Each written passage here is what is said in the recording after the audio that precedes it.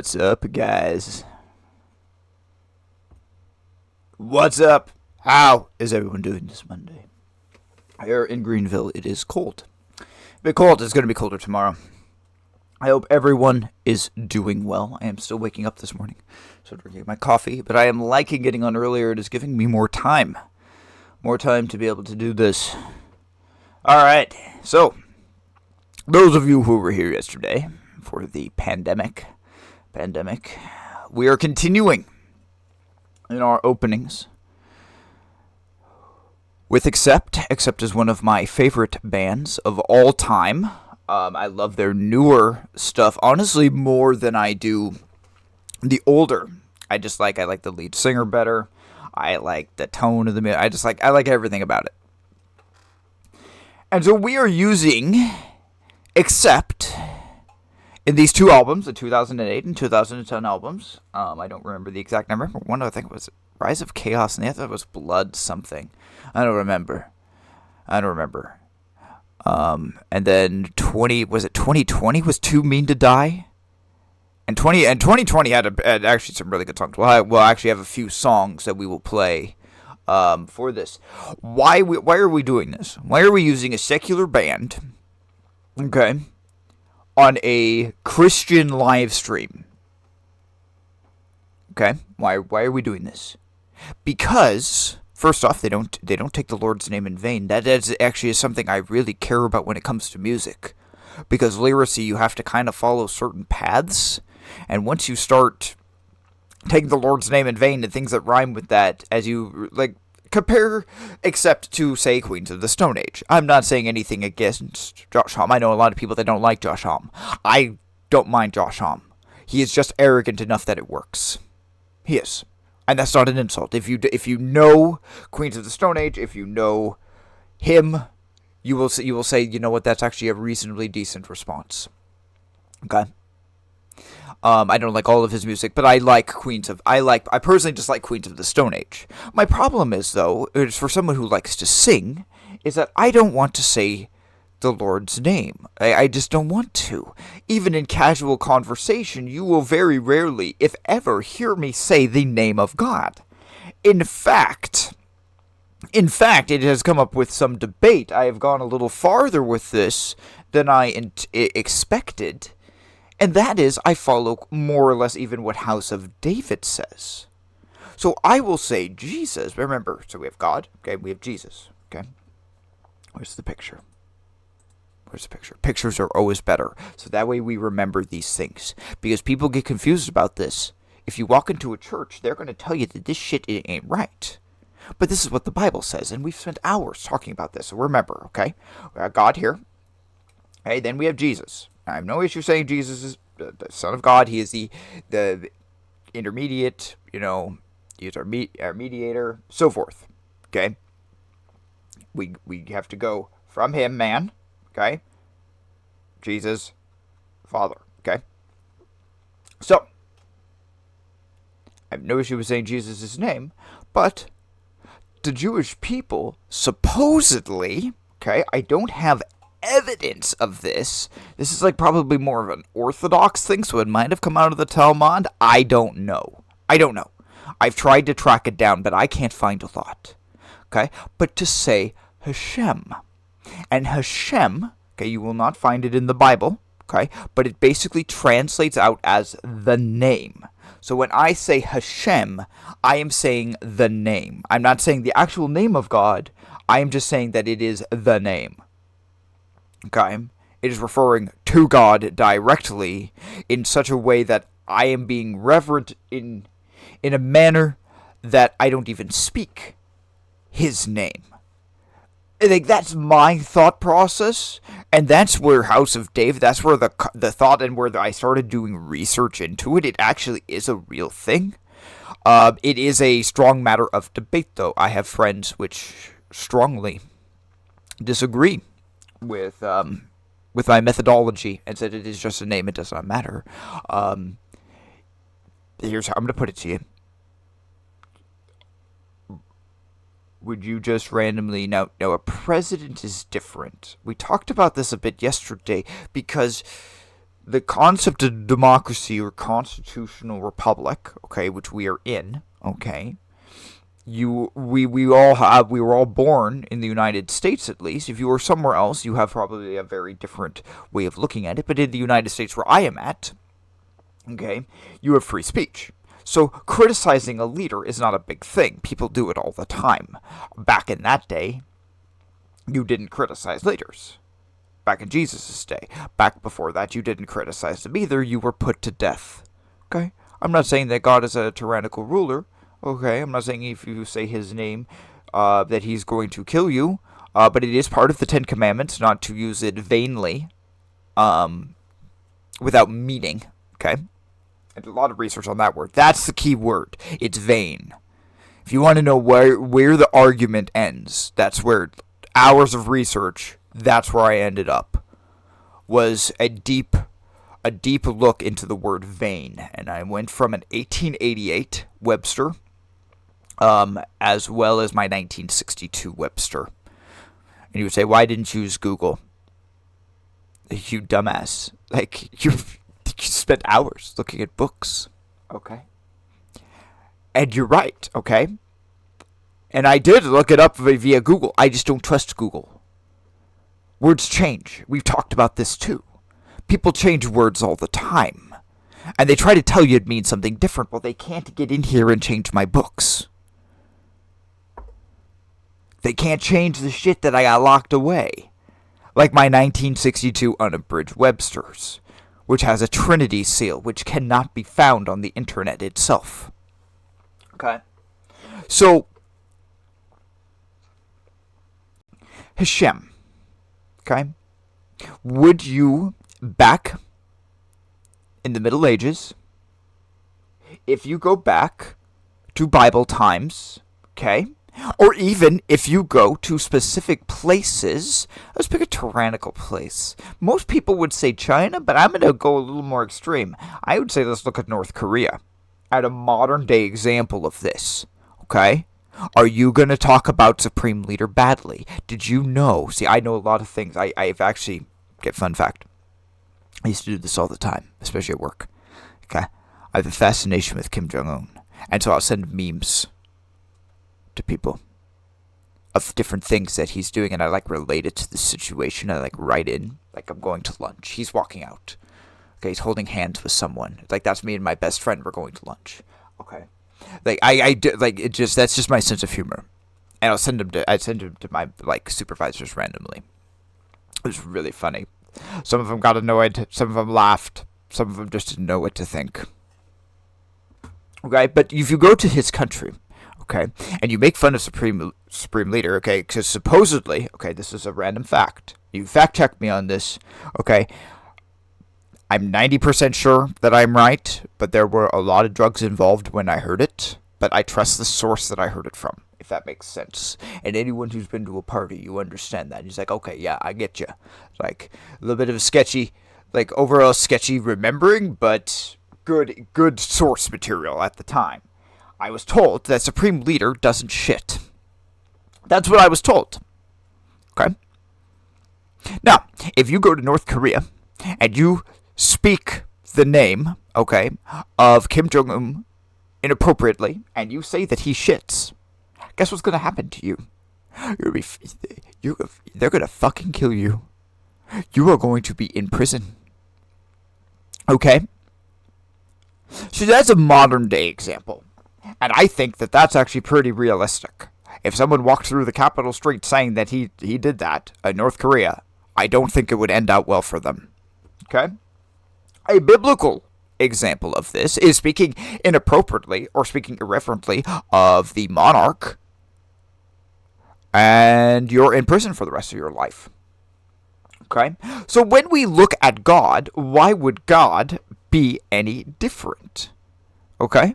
And I'm not saying that I'm not telling you not to speak the name of God. Okay? That's not what I'm telling you. Okay? I am merely telling you that there is a case and an argument for it. And I'm not saying that I just say Hashem, that I'm fully on that side. But I lean more towards that side than not. Okay? It's something just to think about. Okay? It is a commandment. Okay? I kind of like I've been thinking about this. I kind of like the idea of us being like Korah, and Korah's like 10 men. Because they were the best in all of Israel. If you watch Promised Land, we talked about this yesterday. I thought it was hilarious. We're going to do things better than Korah. But we are a small group, which will grow. And if not, then I just trust that God will lead the right people to hear the information. Overall today, got a little sidetracked with the Hashem thing. But it is a valid argument. Okay, it is a valid debate to take a look at. Okay, should we or should we not? I don't know. Okay, so the song. Let's talk about the song first before we get into the main content. Worlds Colliding. There's a reason why I picked this song. There is a reason why I have been playing Accept. Okay, people say that Accept is a secular band. That is a 50-50 thing, in my mind. Okay? There are many things with them that have spiritual or end-time tones. Okay? Worlds colliding. Two worlds. Okay? Fighting inside. Okay? That is literally what we heard. Okay? And what I have thought about this as is the conflict between good and evil all around us. It is sin. It says in the song that you are your own worst enemy.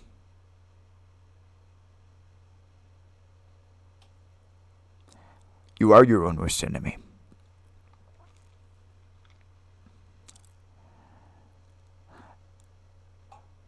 But think about it even on a broader scale. That the pandemic allegory we spoke of yesterday was a pretty straightforward path. Sin is a disease, and we can use real-life examples and illustrate it. Okay? I thought it went, well, what's a British term? Swimmingly? I thought yesterday went fantastic. With the overall principle of the matter, and so we'll try the same thing today. But this one is going to be a little more broad, okay? Two worlds colliding could literally be the followers of Christ versus the followers of Satan. And they are clashing. Are people being put to death at this moment? No. Christians are being put to death, yes. But is there a true push against commandment-keeping Christians? Okay? Now remember, okay? Remember, you're part of the channel. You understand what that means.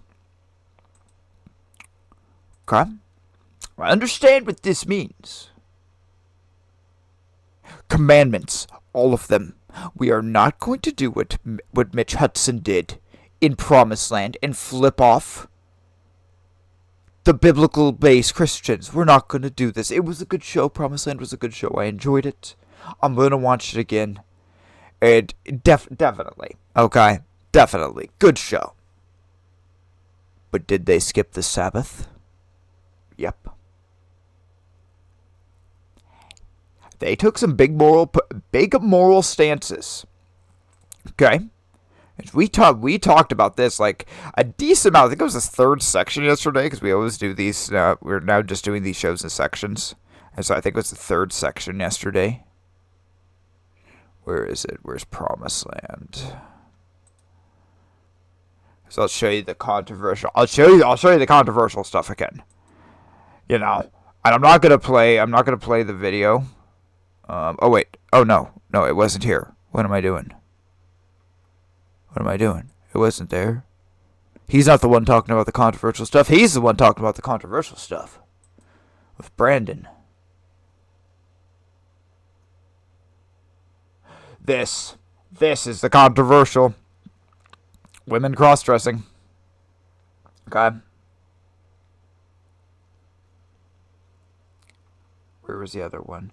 This is the controversial. Okay, but I agree with that one in the end. I agree with Bezalel. It shows someone making a mistake. They tried to do something on. I mean, it's a very unique type of person that they are representing. I give him props for that. Like, I will give credit where credit is due. Okay? The cross-dressing. I thought it was funny. I thought Law School was utterly hilarious. Episode 5 was utterly hilarious. I didn't give two shits because they brought up the law. We talked about it yesterday. I like what Boxer said on the channel. I will call him out specifically on this one. And he was right. Okay. The biblical account is clear. It's just, can you put on women's clothing? Can a man put on women's clothing? No. No, you can't. It's an abomination unto God. If you are a Christian, you're going to follow this. If you are not a Christian, then you can do whatever the fuck you want, and you can go cross-dress. You can wear women's clothing. You can pretend to be a woman if you want. Okay? You can become a woman if you want. I don't give two shits. I'm sure that wasn't a politically correct answer. I don't fucking care. I feel that from a Christian point of view, a strong, conservative, nearly radical point of view, that when it comes to the gay conversation, to the LGBTQ community, I feel that I've been very fair. Compared to what most on my side of the fence would say. How they would approach the conversation. Because I've said basically over and over and over, I don't give two shits what you do in your pants. I don't fucking care. Okay? Like, I'm so serious about this, I don't care. You can live your life and whatever. At the end, though, okay? At the end, you're gonna have to live with that, though. And if I am right, just if I am, others are right, and Jesus is gonna come back, okay? And there's going to be a reckoning for what has happened. And you need to be like Christ to live in His kingdom, to live in God's kingdom, to be with them.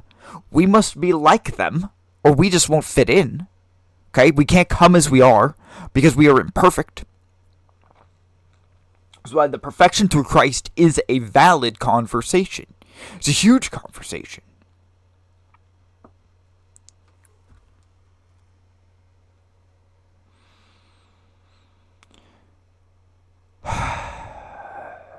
But they pick this.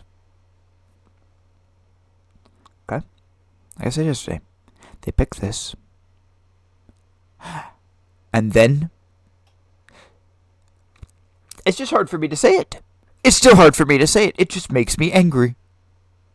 They don't reference the fourth commandment on Sinai. They just don't. It makes me angry.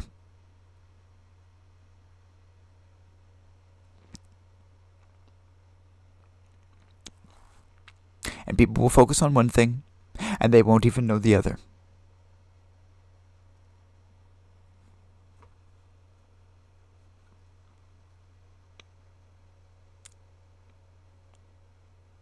Oh no. Angel Studios picked up the Promised Land. That just happened. That happened 52 seconds ago. He just dropped that video. Well, at least it's going to continue. I'll get him watch him.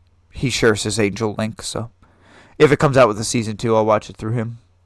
Since it's not going to be on YouTube. That's fine. That's fine if Angel Studios picks it up. They'll have to get their own funding.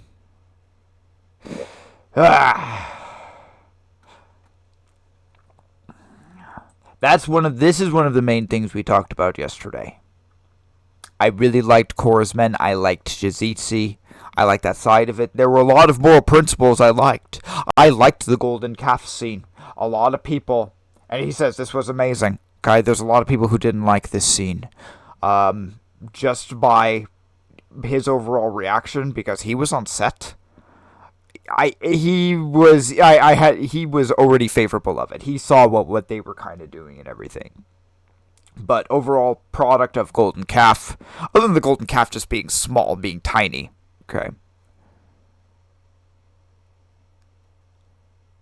I thought it was good. What I didn't like,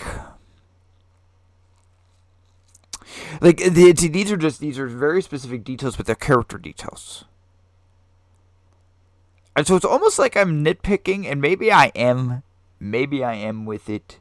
But it's things like when he came back, there was no accountability put on the Israelites really for the sin. Like the Israelites themselves. All of the blame was put on Aaron. And yes, there was a plague that everyone got, okay. They didn't do the killing of the 33,000 or whatever. But when Moses came back down from the mountain, everyone was afraid of him. It's because he had yelled at them and destroyed the calf. Okay, that's in their mind why everyone was hiding, and that was the joke they pushed. First off, that's not biblically accurate. They were afraid of him just in general because he glowed with the radiance of God. He was with God, and he glowed, and to see him and to look upon him was terrifying to them, especially where they had sinned.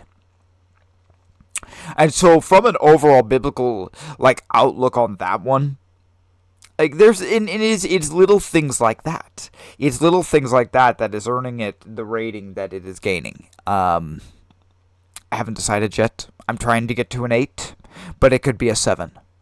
I don't think that I'm not going to drop it below a 7, and I honestly don't think I can put it above an 8.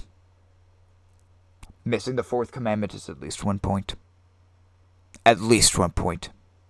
That's what we talk about on this channel. It's like the biggest, other than Book of Enoch, okay, or Trinity, the Sabbath, we talk about every single episode. In one fashion or another, and it is skipped. That commandment is so important. And it is beyond even the Sabbath. It is there to honor God. Okay? Because it is the only commandment that points back to the Creator. Points back to creation. Okay? That's why Satan wants it gone. It's why Sunday exists. Because Satan hates creation. Sorry, I should have told you, spoiler alert. That's the end of the story, guys. That's why.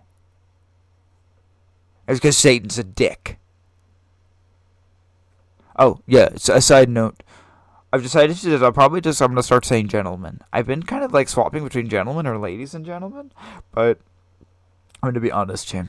I think that if I had a female viewer... I have female friends who are followers on my channel, but they very rarely watch. Same with my wife. She very rarely watches. I just think my average audience viewers is male. Probably, somewhere... Maybe? I don't know. I actually don't know age demographic of my viewers. I have no idea. I'm almost even afraid to guess. I love metrics and stuff. I would like to think my age... or potentially older, if you're actually seriously listening to my content. There are words that I use that I highly doubt someone younger would understand. And that's not just being rude, it's just, I was a homeschooler. I grew up talking to adults, and I've spent a great deal of my time as an adult talking with old guys. Spending a lot of time with old guys, sitting on some couch or something, Back in the day, I used to go out and smoke. I mean, whatever the hell it was, And so sometimes people say I talk different, and I can't. They have trouble understanding me because of the words that I use sometimes. So that would be my assumption if you were to be a regular viewer. Also, I have some pretty radicalized content. Okay? I'm talking about something that no one else wants to talk about. But if you're watching this, then you want to talk about it too. Which is a good thing. You want to hear about it. We should all want to hear about the good news of Jesus.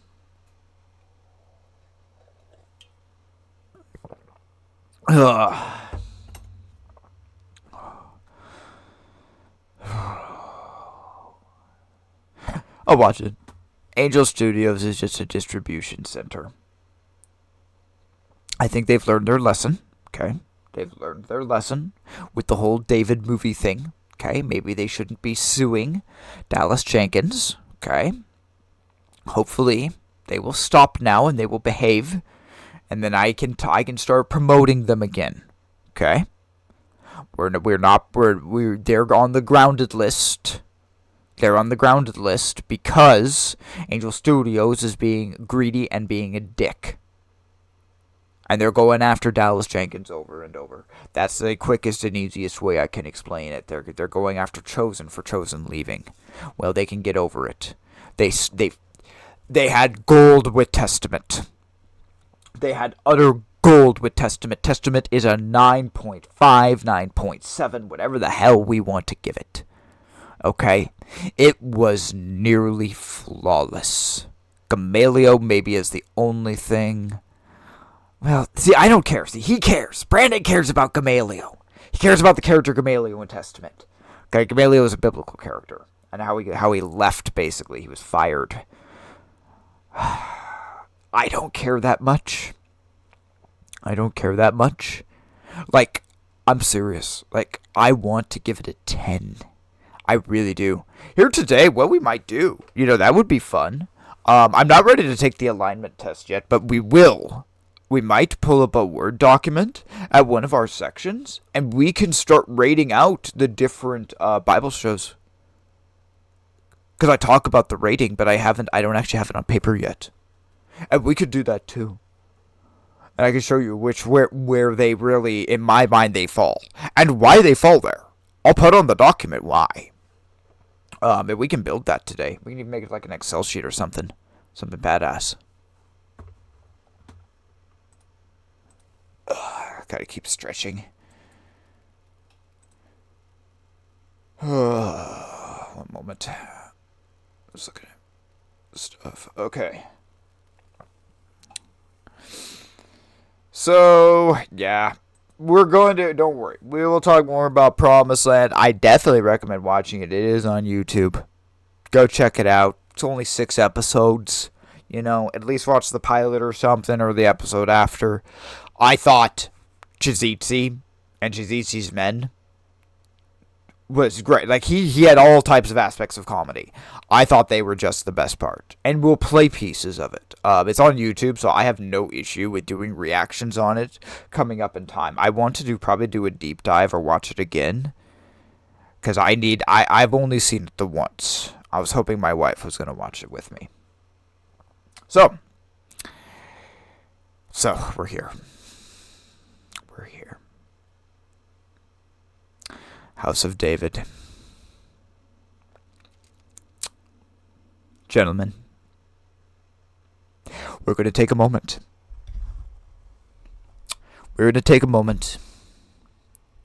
Because I have waited.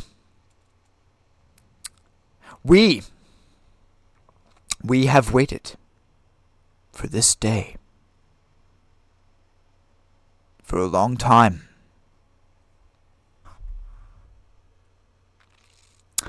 We're going to take a second, and we're going to give John Irwin and James Gunn a not too loud round of applause. I didn't think they had it in them. I've talked about this show being a Game of Thrones style show, but it is still Christian. Made by Christian men. And to do writing like Game of Thrones, you gotta be brutal. You have to be hardcore. Yesterday, I have to announce that we have one of our first major betrayal and deaths. And it was a shocker.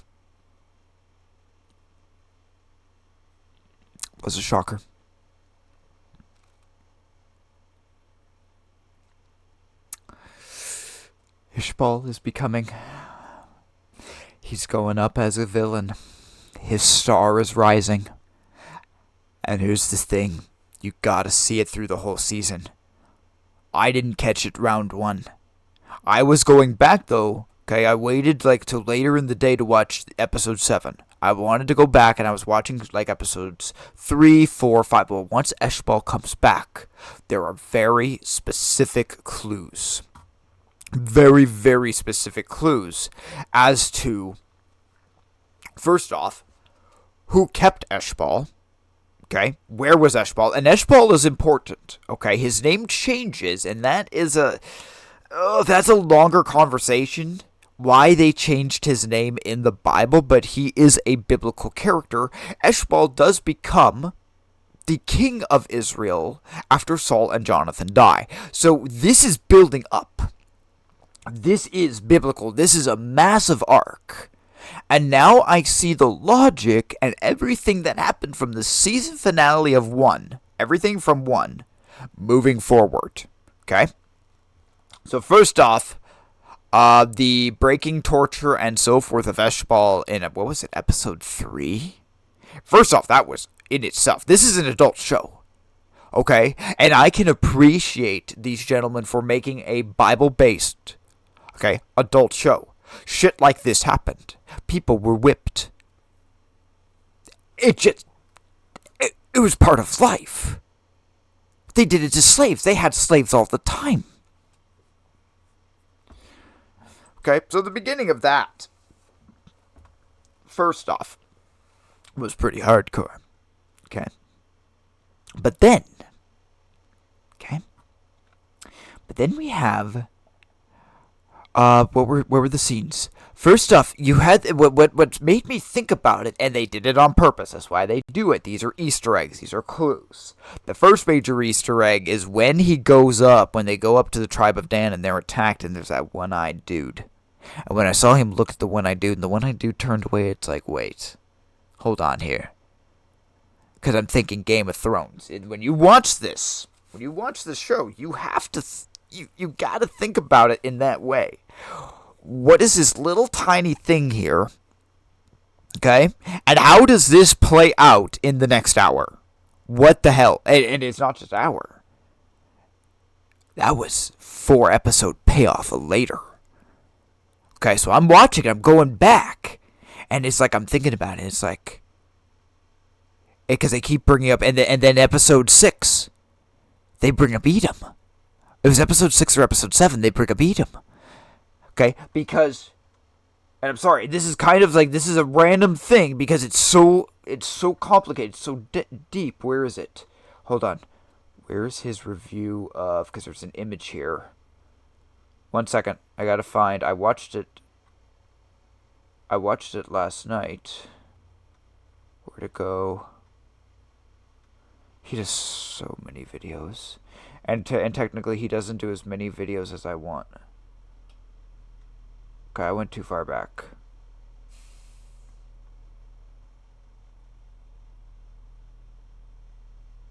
Where is it? Was the episode...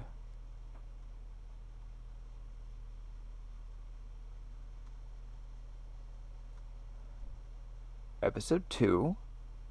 Oh, he changed his thumbnail. Brandon! You embarrassed me on my live stream, damn it. I'm pretty sure that's it.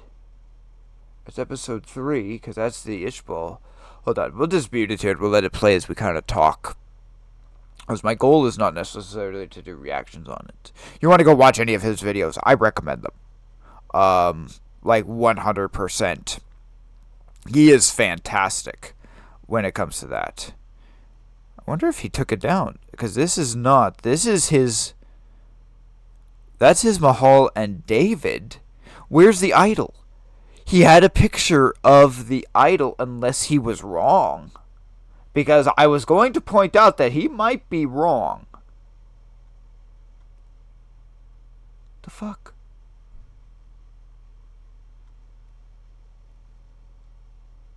Episode 2.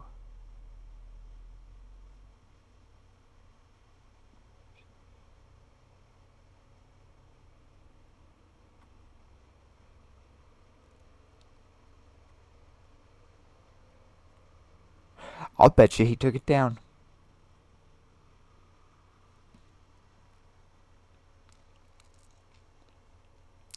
And you guys think... See, I should have.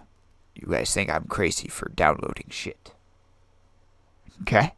It's because when I need something, and it's important, someone realizes they were wrong and they took their shit down before I can show you. And I wasn't going to make fun of him either. His research was valid. I was willing to go with Assyria.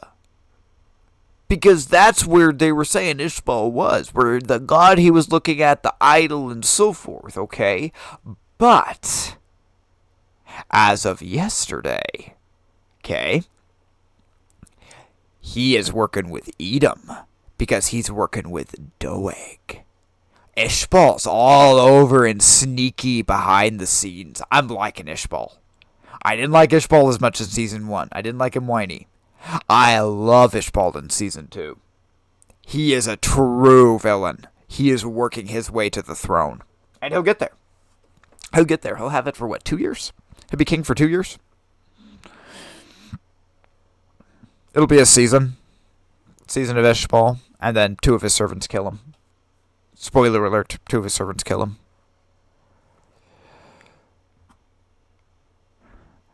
But yeah. I didn't tell you what he did though, did I? And I'm not going to.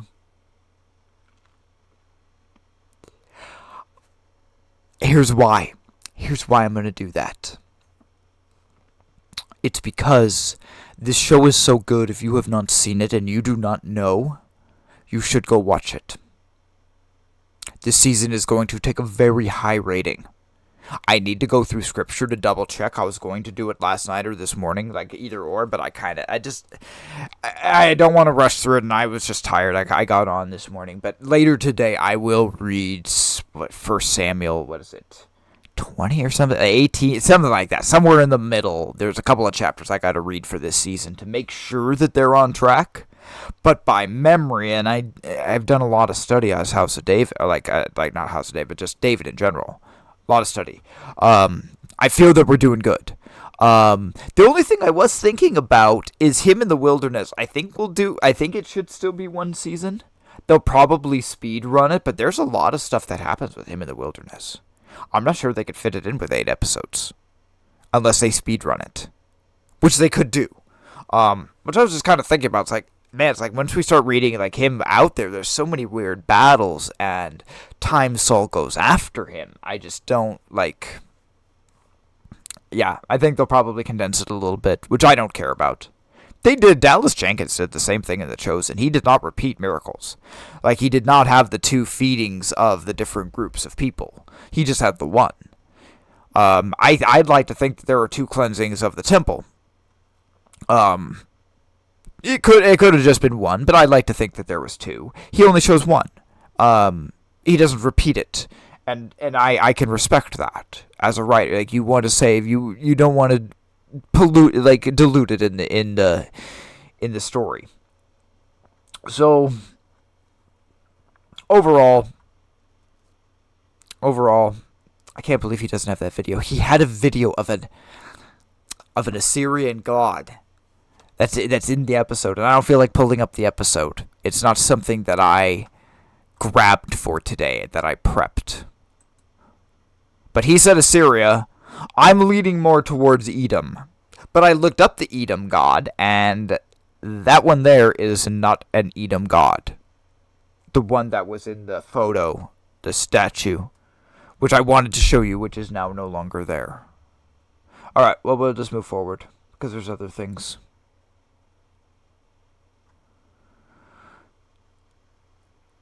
Because today, like I said, we're just going to kind of show it off a little bit. I am very, very happy with things. And I'm sorry about these scenes I'm going to play for you. I did some searching. I don't like 100% how they put it together, because I don't know if they did it to trick the copyright system. But it almost is like they cut out small, tiny seconds. So it kind of like goes through. That's not what I want. I snipped some of my own stuff, so my scenes are way better than theirs that we'll be playing today. But we got probably about 4 scenes we'll do here real quick, 4 or 5. Just congratulating. We're coming up. Season finale is next week, and it's going to be good. Oh, it's going to be good. And you know what? One of the hardest things, especially in this season, has been Jonathan. They've given him a wife, which I thought about that, and I'm trying to think, like, why are they giving him a wife? Why are they pushing a love interest for him? It's like, this doesn't, like, he probably would have been married. That's what I'm thinking. It's like, and then it hit me last night. It's like, holy shit. Like, that's Mephibosheth. This will be his mother. It's like, what the fuck is wrong with me? It's Mephibosheth. So Sarah is going to continue in the series. Because she's pregnant already. Like, so therefore, when Jonathan dies next season, which he will die, and that's the hardest part, is he doesn't want the throne. He is a character that you love. He's a character who loves God. He's a character who is willing to serve David, which I would like to imagine that's how the character was. There's not a lot written on Jonathan. I would like to imagine that how they have written the character, that's how he was. Truly. That he was just a man of God who loved David and would have worked with David if he had not been at that final battle. But his son, who is unfortunately will be crippled, like, some bad stuff happens. Bad shit happens. Coming up. But that's why this is actually, in fairness, this story from the Bible is actually really good for a Game of Thrones style story, because we got shit like that. And yes, Mahal and David get married, okay? And people are going to say mad and say, oh, now they're just going to split them up. It's like, yes, they are. Because David is going to go on the run for a season. Okay? And here's the worst part. They're not even going to have a happy ending. We'll relook at Scripture. But to the best of my knowledge, if you go farther in the story of David, okay, after Mahal and David, like they basically have a falling out when he brings the ark to Jerusalem. There's a falling out. And he gives her over to the Gibeonites. They put him to death. In the end, she dies.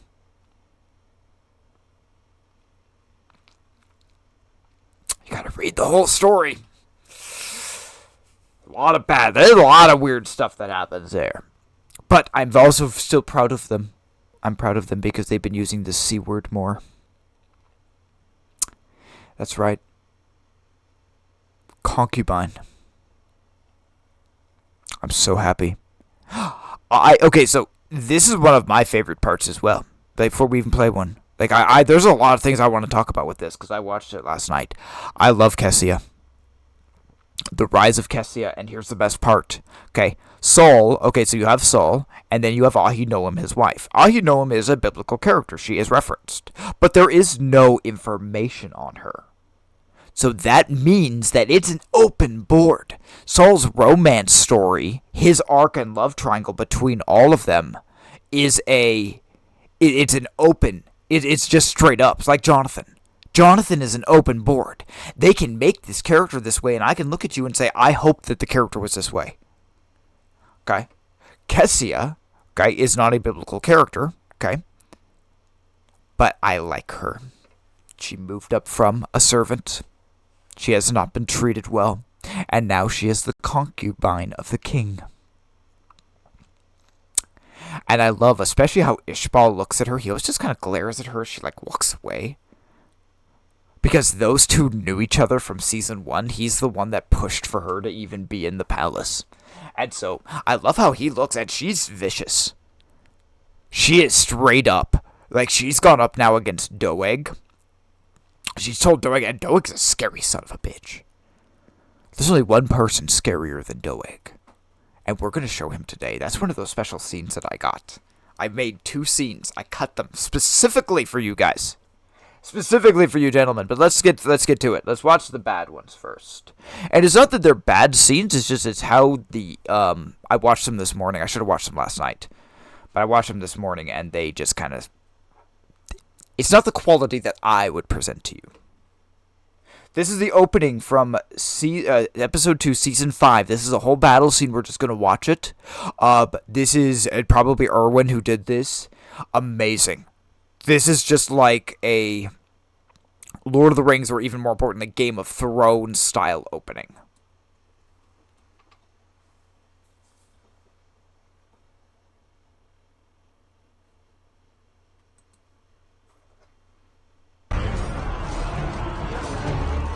David becoming a warrior.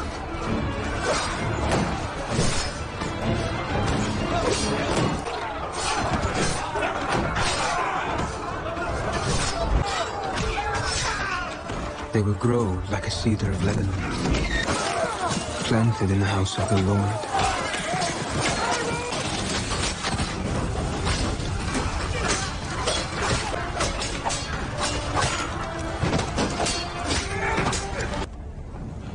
Because my enemies do not triumph over me.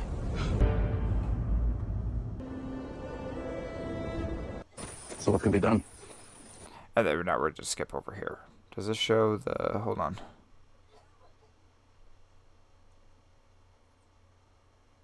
Because this might show the next... But it already skipped. Like, this does not do that opening scene justice. Episode 5 is really, really good. Episode 6 is better. Episode 7 is like, holy shit. Like, it's just been a progression. This entire season, every episode is better than the next. Which, that's something I, like, got from, like, we're now, especially with what happened with Ishbal, we're like at House of Dragon. We're getting to House of Dragon season 1 level. Like, we're getting good. We're getting into, like, mid-range Game of Thrones.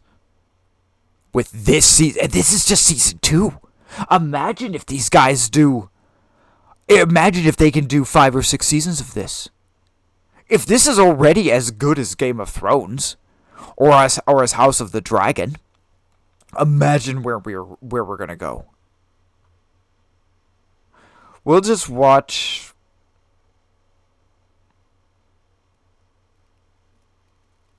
Yeah, let's just watch it. This will show the next one that I was gonna do at the same time, so it'll just be a 2-in-1. I didn't realize it was all of it. We look forward. Ambush!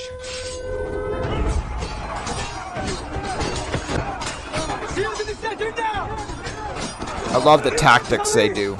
They'll hit your brother! Stay down! Protect David!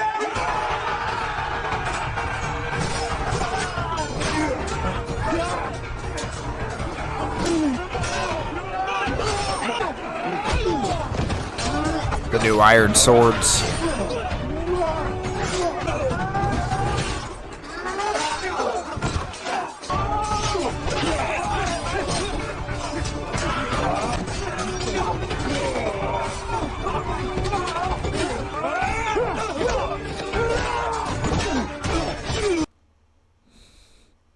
See? See? That's why we love House of David. Is because we have a Bible show with realistic Bible violence. Come on. With realistic Bible violence. Okay? That's how it was. And I love how they stand there with the shields, how the arrows went. The opening cinematic, that montage of Michael doing that is just it's beautiful. It is beautiful. How he has matured into the role already in just two seasons. Watch him use the spear or the sword or the shield, him fight. Him using the sling, he is a natural. And he is an outstanding singer. They have the perfect actor. And he's young.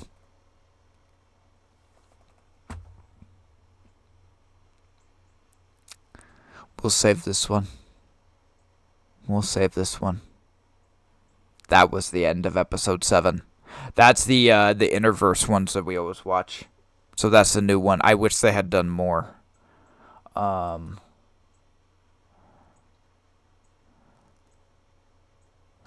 Hold on, where's... I'm going to go to a different player here. Because I clipped 2 scenes.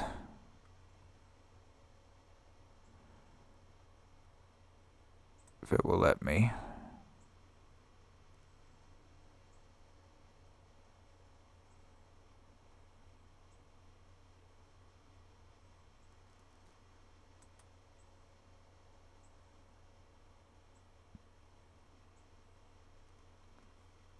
Really hoping my computer didn't just log up. No? I'm still live.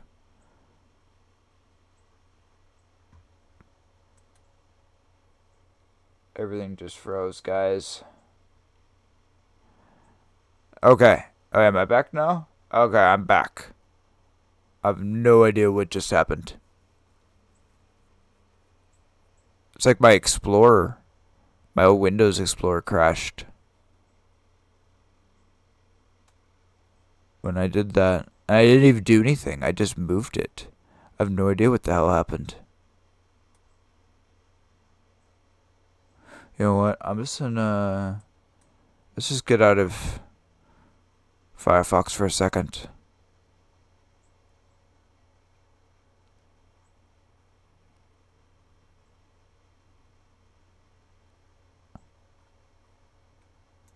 Even though I'm out of Firefox, Firefox is still running. Okay.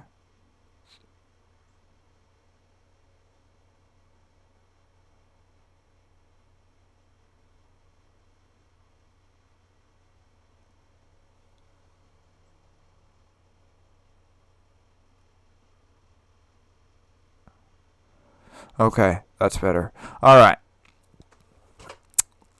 Sorry, Firefox freaked out. That's what happened. Firefox was taking the rest of my resources.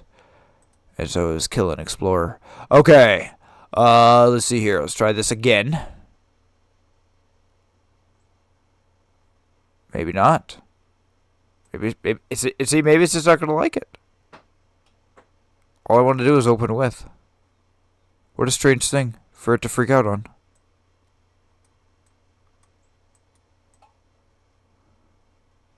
Alright, give me a second, guys. I gotta work with stuff. One moment. I didn't even still have my mic up. But I just have to start trying to fix things. I don't know what just happened.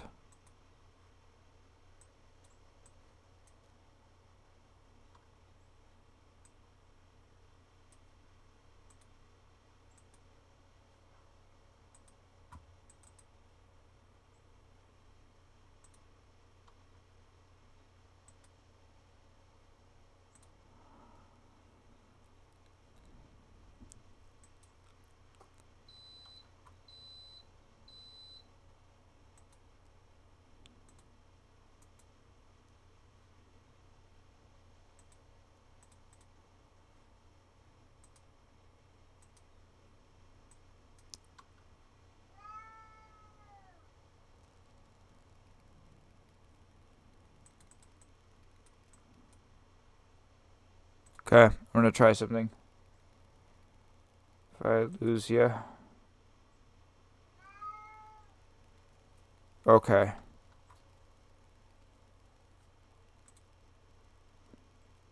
Okay. That's better.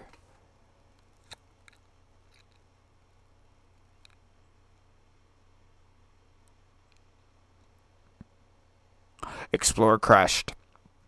I'm restarting Explorer real quick. And then I'm not even going to try to do that. I'm just going to double click.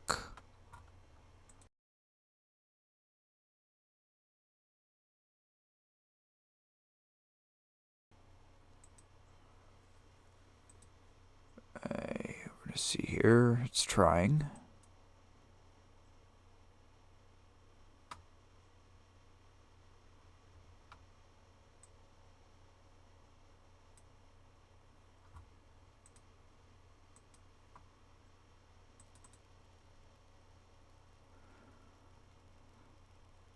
I want a new computer so badly. And at some point I will get one. I will build one. But we are not there yet.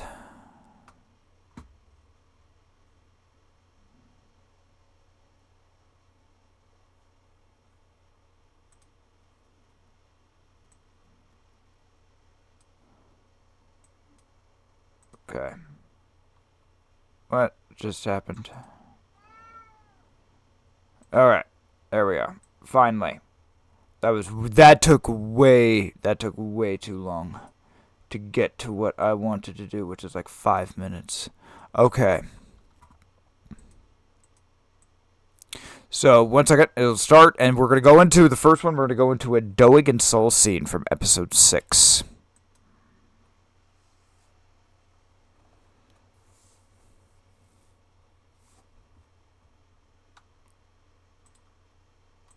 Sorry, I had the sound off 1 second. I had it muted, so I was doing stuff. Hold on. We'll try it again. There we go. Where else in my kingdom can I drink wine like this? It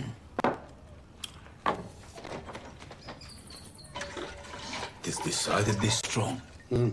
Strength knows strength. No idea what it's made of.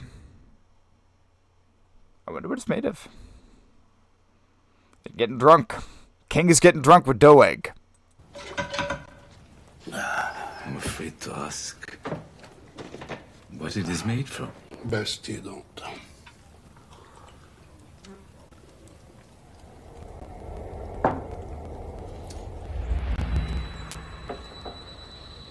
Surely Samuel is not still in your head. Like a termite. We have each suffered from pestilence.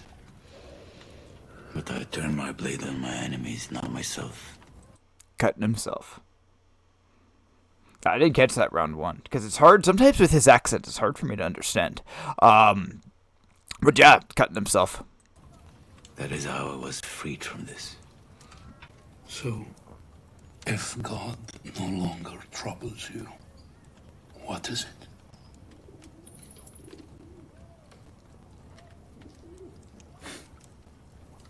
David.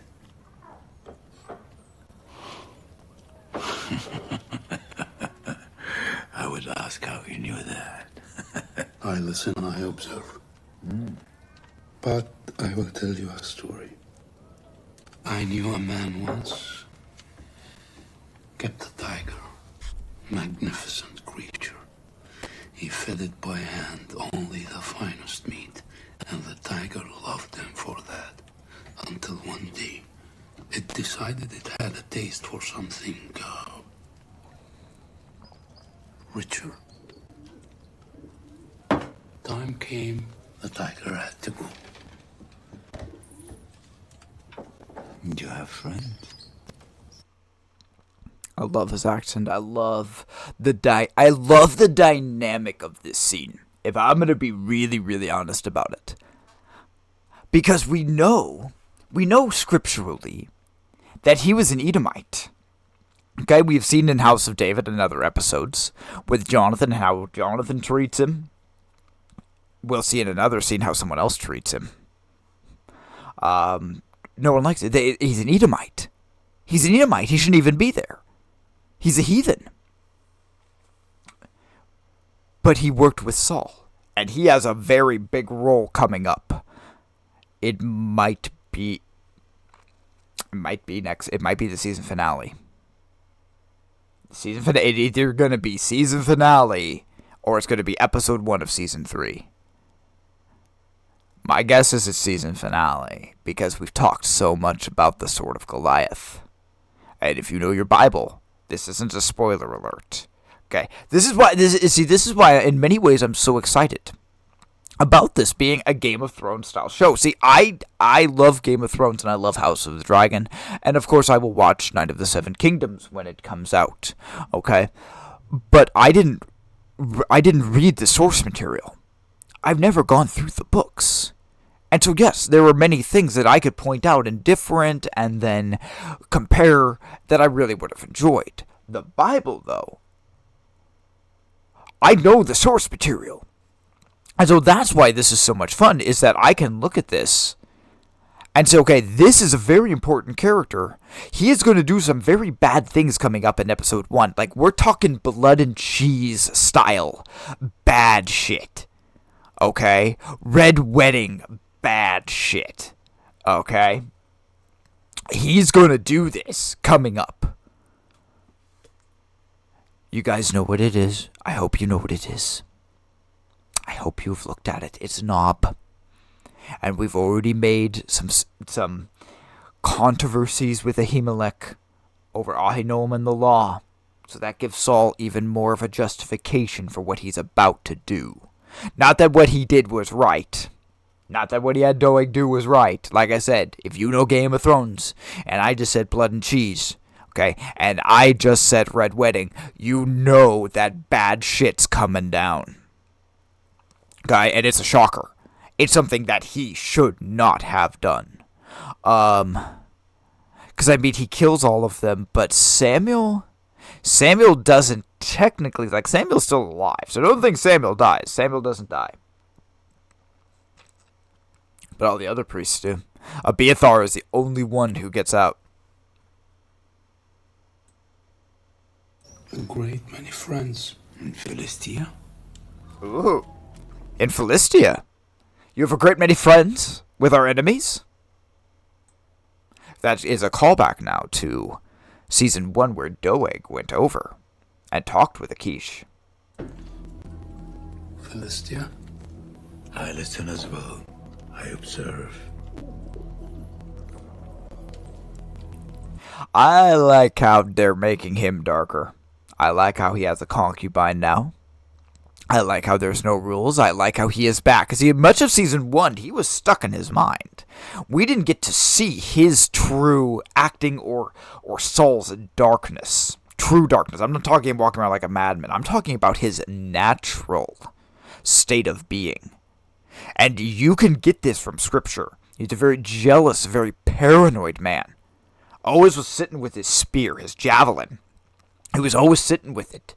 And he would hurl it at different people. He will hurl it at his son soon. That will probably be season finale as well. If they do that, because they need to do the dinner. They gotta do the dinner where he blows up. That's why I need to go through Scripture. I need to see the ending events before next week. So by next week, I have to read and listen. Like, I have to do all my scriptural deep dives. Because it's going to be very important. Smart man. Send him a message. But do I remember who you serve?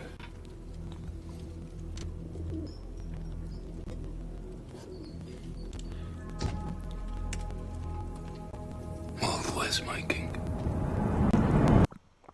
And he does.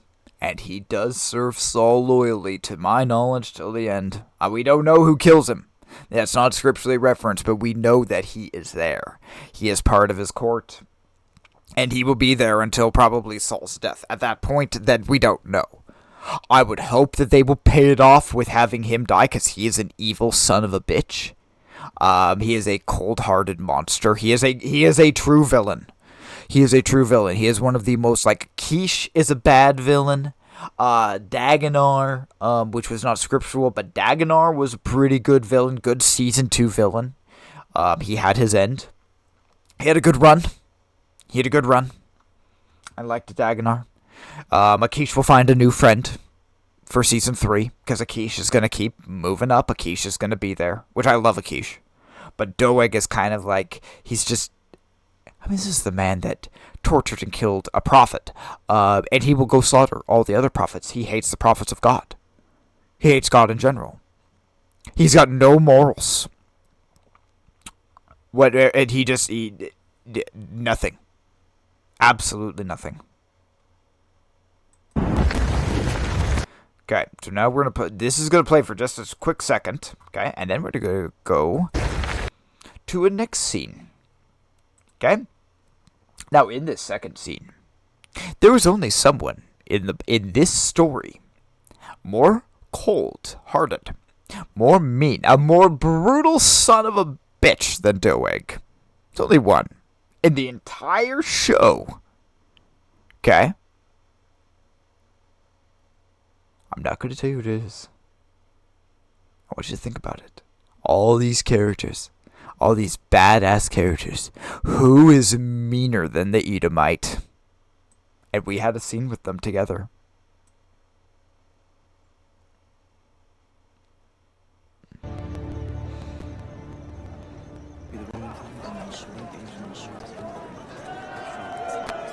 It should skip in a moment. I need a drink. Eliam. My prince. Welcome. Something is wrong. Why are you not with David? Abner did not send me. That's Joab. Why would father send him off without any of his men? Yoav? Leave it with me.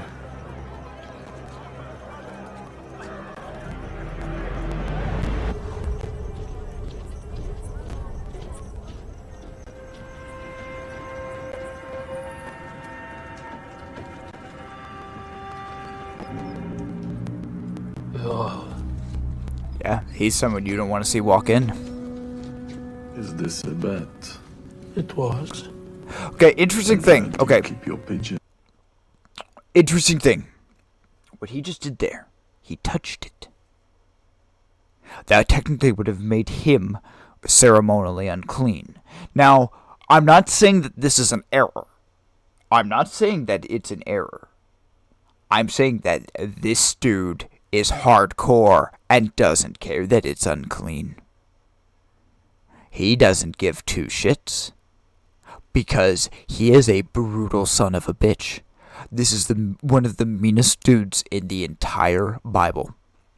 One of the most cold-hearted guy in the whole Bible. Right?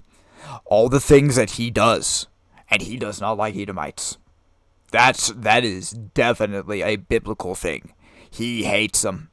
He spent multi-years in Edom slaughtering every single male. That is a biblical account. We're going to go back just slightly. And where do you keep your pigeons?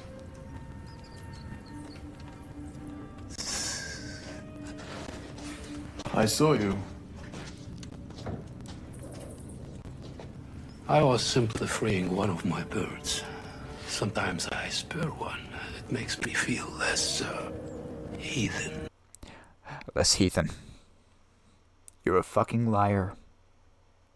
You wouldn't free a bird. You wouldn't free any animal. You'd kill it.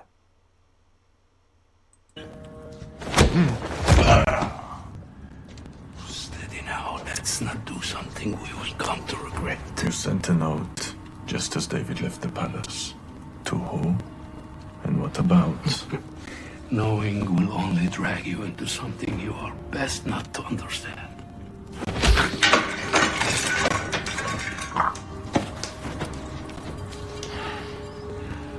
Tell me now, Edomite.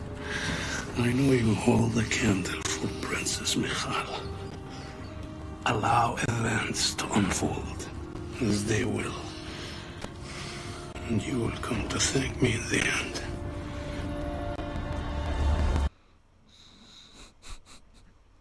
You can see he's not going to try to threaten him. He's not going to try to threaten him. Because there's only one person meaner than Doeg. That's Joab. Kills Abner. He straight up kills Abner. Cold blood. Try reloading Firefox. Let's see what happens.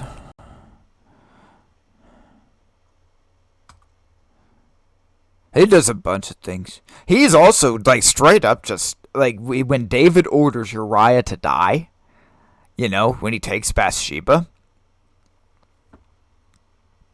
Joab just lets it happen. Like, straight up, just lets it happen. And so, he's just, like, I like the character. I think the character is very, very accurate, is why I wanted to play that for you. Overall, this season, I'm going to have to, like I said, I'm going to have to double check scripturally. But this season is getting an extremely high rating, which is going to balance out the overall average. What did I say the last one was? Like a 7.5, 7.5. And there are things that I'm not going to carry over in the review, like the same way. Like, the relationships are just set in stone. How they're going to do the relationships. I didn't dock it heavily in the beginning. It's just, they've said concubine. This is concubine. Technically, I'm going to give them props. We're getting to multiple wives now. Because we have to get there. And they said it was a thing of the heathen gods. And guess what? They're the heathen kings. And they were right. It was the heathen kings that did that. And they copied it. It wasn't ordained by God. It's that they wanted to be like the other nations. That's why polygamy came in. And so it's not that it was ordained by God. And what they say about that in House of David is an accurate thing. But they took it probably a little more liberally, a little loosely, than how they take it. And they modernized the relationships a little bit more. I don't care. I'm not going to dock them for that. The battle with the foreskins is really the only major That and then Day of Atonement. I watched that last night, and it was the casting of lots. I don't like that he threw down, looks like bones, almost dice. Samuel did. That I don't know. I haven't brought that up because it kind of caught me by surprise, and I need to look into it. That's something that might dock points if they don't do the lot casting correctly, because that's not how I view as casting lots. But I could be wrong. I know how I cast lots. I don't know how they would have. I guess maybe it's just maybe my upbringing and being taught that, like, I've heard over and over that dice were bad. But it's, if you leave it up to God can, I guess, use any form of tool like that. So I don't know. I don't know how they would have done it. I would hope that they would have done research into the Day of Atonement, into the sacrifice itself, before they would just write it. I would hope. But I don't know. That's the only other thing in Season 2, majorly, that I have found. Otherwise, the things that they have done, like going to Endor, the stuff on Endor is already set. I've made fun of them for Endor. I didn't dock them many points on Season 1 anyway, so it wasn't that big of a deal. It's just more I'm making fun of them for it, that everyone was from Endor, and now we've been to Endor, and now we've seen the Witch of Endor, and I'm glad we did. I'm glad. I'm glad that since they did push it early on, I'm glad in Season 2 we went to Endor. Okay? I'm glad we saw the Witch of Endor and we introduced her early. That's actually going to be a really big thing. So, what I do like about, I want to say it's Gunn that does it, it's John Gunn. He is the one that does more of the inter-character development style Game of Thrones writing. I appreciate him. I like things like that, where we're going to see the character now, and we know the character is going to come back later. In fact, even if you know your source material, you know that many of these characters will die. And that's hard. That's really hard. Like I said, Jonathan. How they have set up the character of Jonathan, I appreciate. I like. I'm trying to pull up I had to close out my viewer account stuff real quick. 1 second.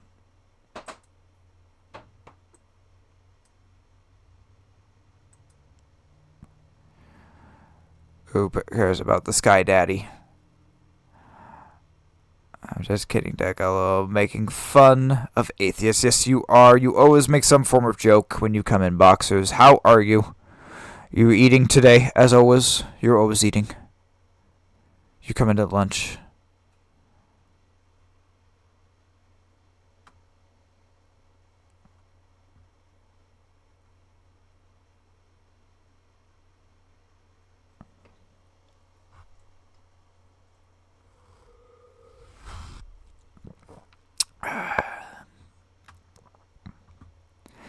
I should eat lunch soon.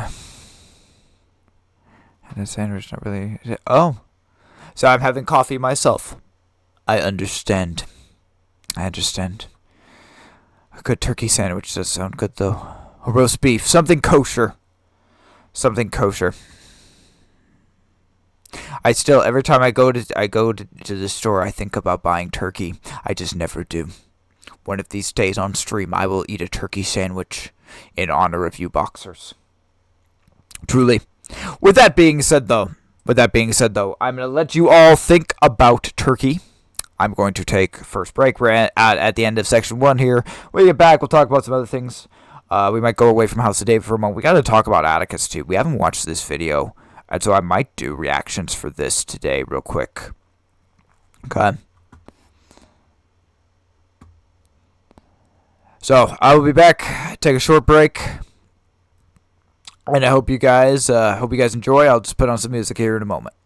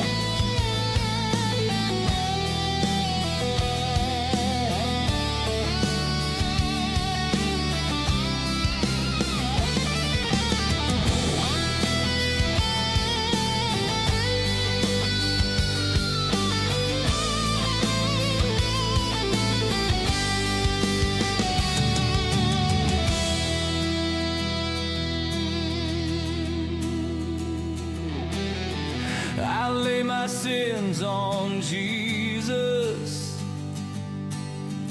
the spotless Lamb of God. He bears them all and frees us from the accursed load. I bring my guilt to Jesus to wash my crimson stains, white in his blood most precious, till not a spot remains.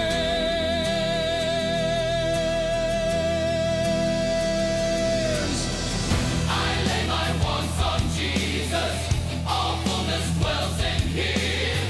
He heals all my diseases, he does my soul redeem. I lay my griefs on Jesus, my burdens and my cares. He from them all releases, he all my sorrow shares.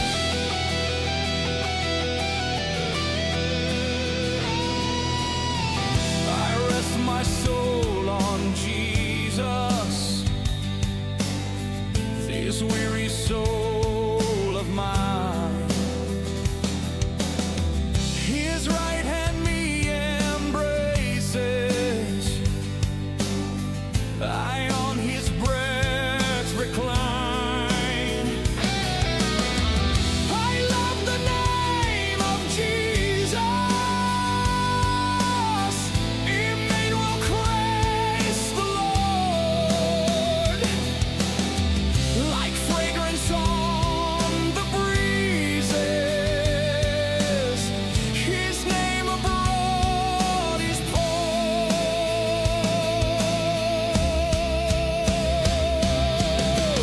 I long to be like Jesus, meek, loving, lowly, mild.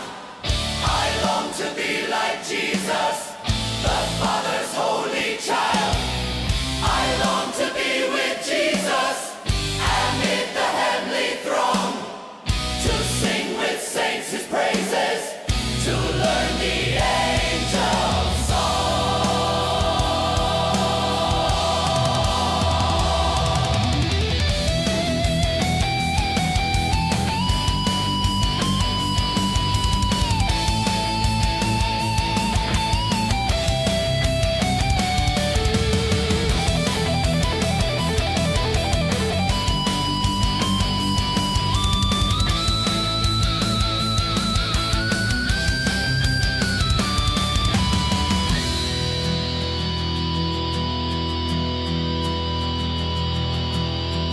I long to be like Jesus, meek, loving, lowly, mild.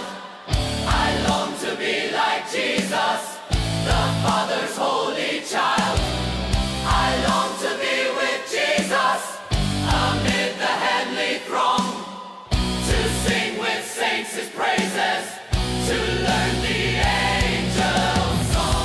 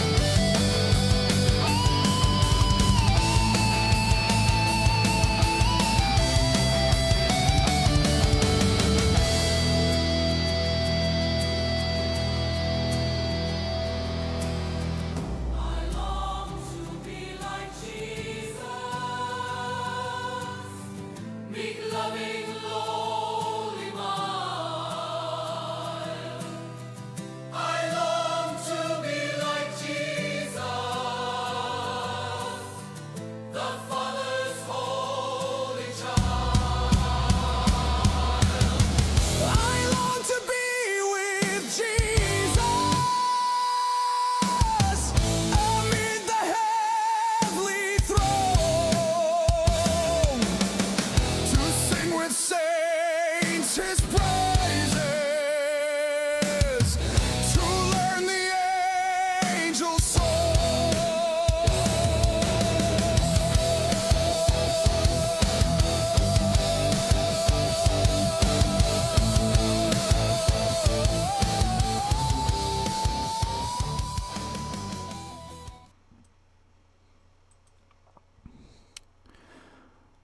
I love that album. I really do. I really, really do. Imagine a computer wrote all of that. Imagine, 30 years ago, 20 years ago, something like that was just science fiction. Really? How many guys here? How many of you remember Y2K? Probably most of the people on Twitch are like, what the fuck is that? The fuck was that? And it's like, that was the end of the world. Don't you remember? My dad was freaking out. My dad was so freaking out. He wanted to buy food. He wanted to get everything ready because he thought it was the end. He didn't think the computers would all turn over. He would listen to Art Bell at the time.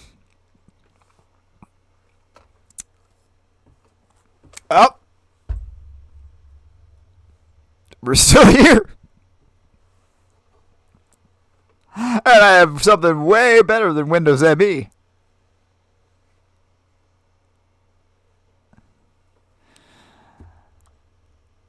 Alright.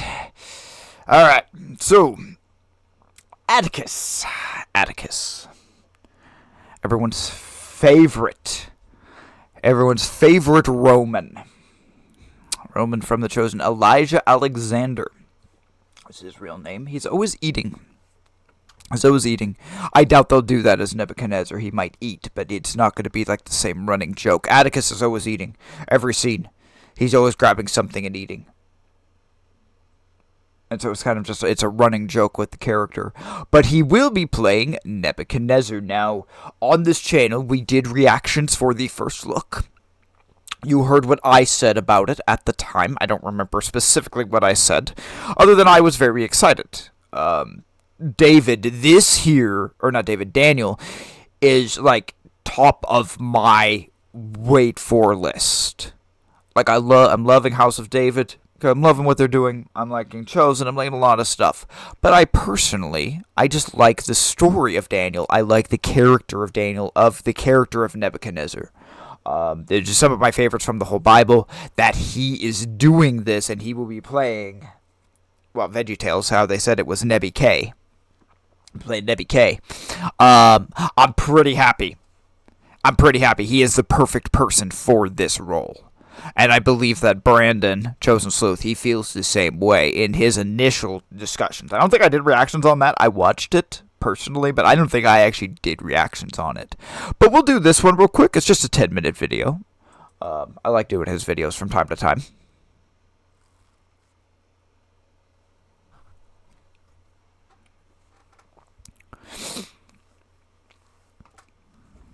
One of the things that's been kind of back on our radar a little bit has been the Daniel movie made by the Koeman brothers, and they're going to be coming out with that at some point here pretty soon. Looks like they're getting everything ready, and they've just put out their first look. Okay, so pretty soon. Okay, he used a chosen word. He used soon, and soon could mean anything. Soon is a very imprecise word. It could be now, it could be 10 years from now. That's not accurate. They just finished filming, and now they have moved into post-production work. Most likely, depending on how their budgeting goes, and how to finish up everything, all the CGI, it's either going to take 1 to 2 more years, most likely. So we will see the Daniel movie next year, or potentially the year after that. Somewhere in there. That would be my estimation, but I have knowledge of the film industry, but I am not an expert or employed in the film industry. Trailer for the actual movie. This is the first time that we're actually seeing Mena Massoud as well as Elijah Alexander in their roles as Daniel and Nebuchadnezzar. Mena Massoud, I think is how he said it. That's the guy who plays Daniel. It's really weird seeing Elijah as someone other than Atticus from The Chosen, but let's jump into Not this weird. and let's talk about our impressions of the Good first actor. look of Daniel. Here, let's go.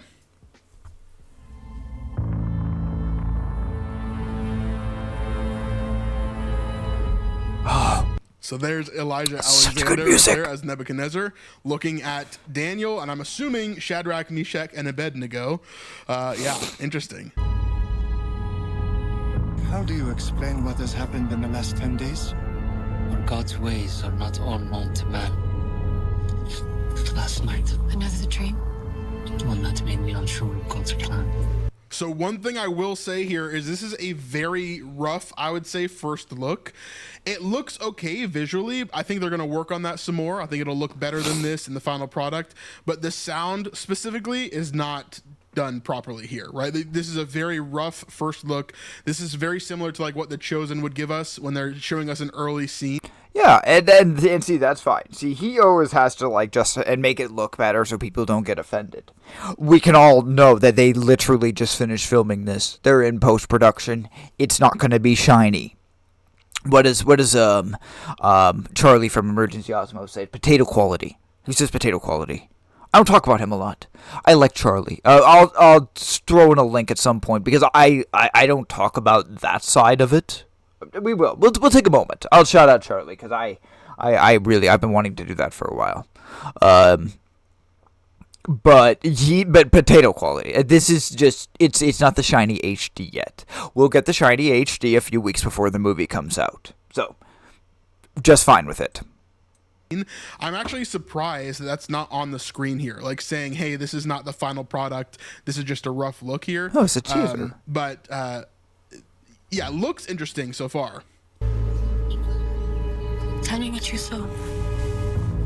I saw everything.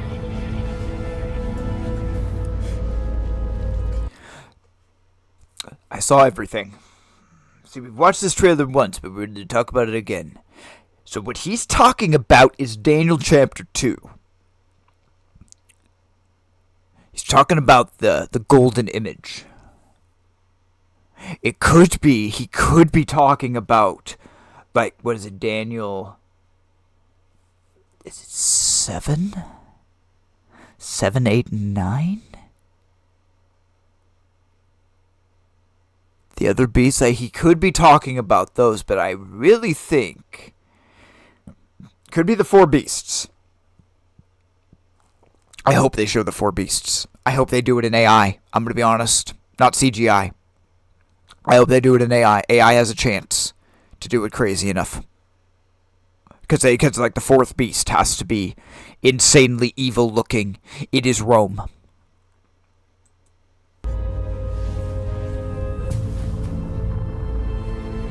Jeremiah!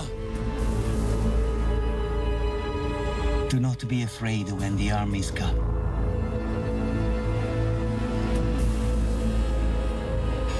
Ashpenaz,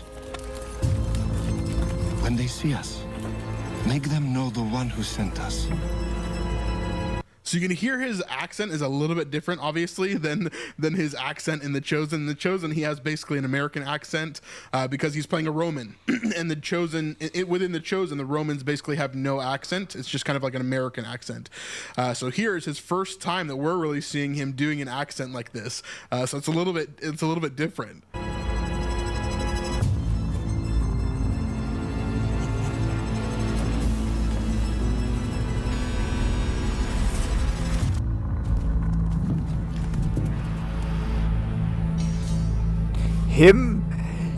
I don't know. Just if you've watched The Chosen, and you've watched the character, and you know the actor, him playing a crazy tyrannical ruler like Nebuchadnezzar, like Nebi K, he's gonna do amazing.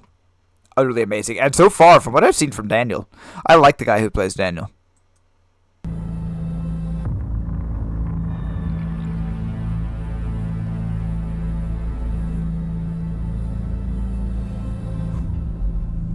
Hey, we're the Kuman brothers, and we are the writer-directors of Daniel. Interesting. Before we get into this next section, I'll say I am really intrigued by the idea of Daniel, right? Very similarly to Joseph, for example. I think these two characters are very similar in the way that they kind of navigate things and the stories that they kind of go through, right? At least in the beginning of their lives. So they go through these different trials, and then God kind of brings them through. They have this kind of prophetic nature to them. And so both of them are really interesting, right?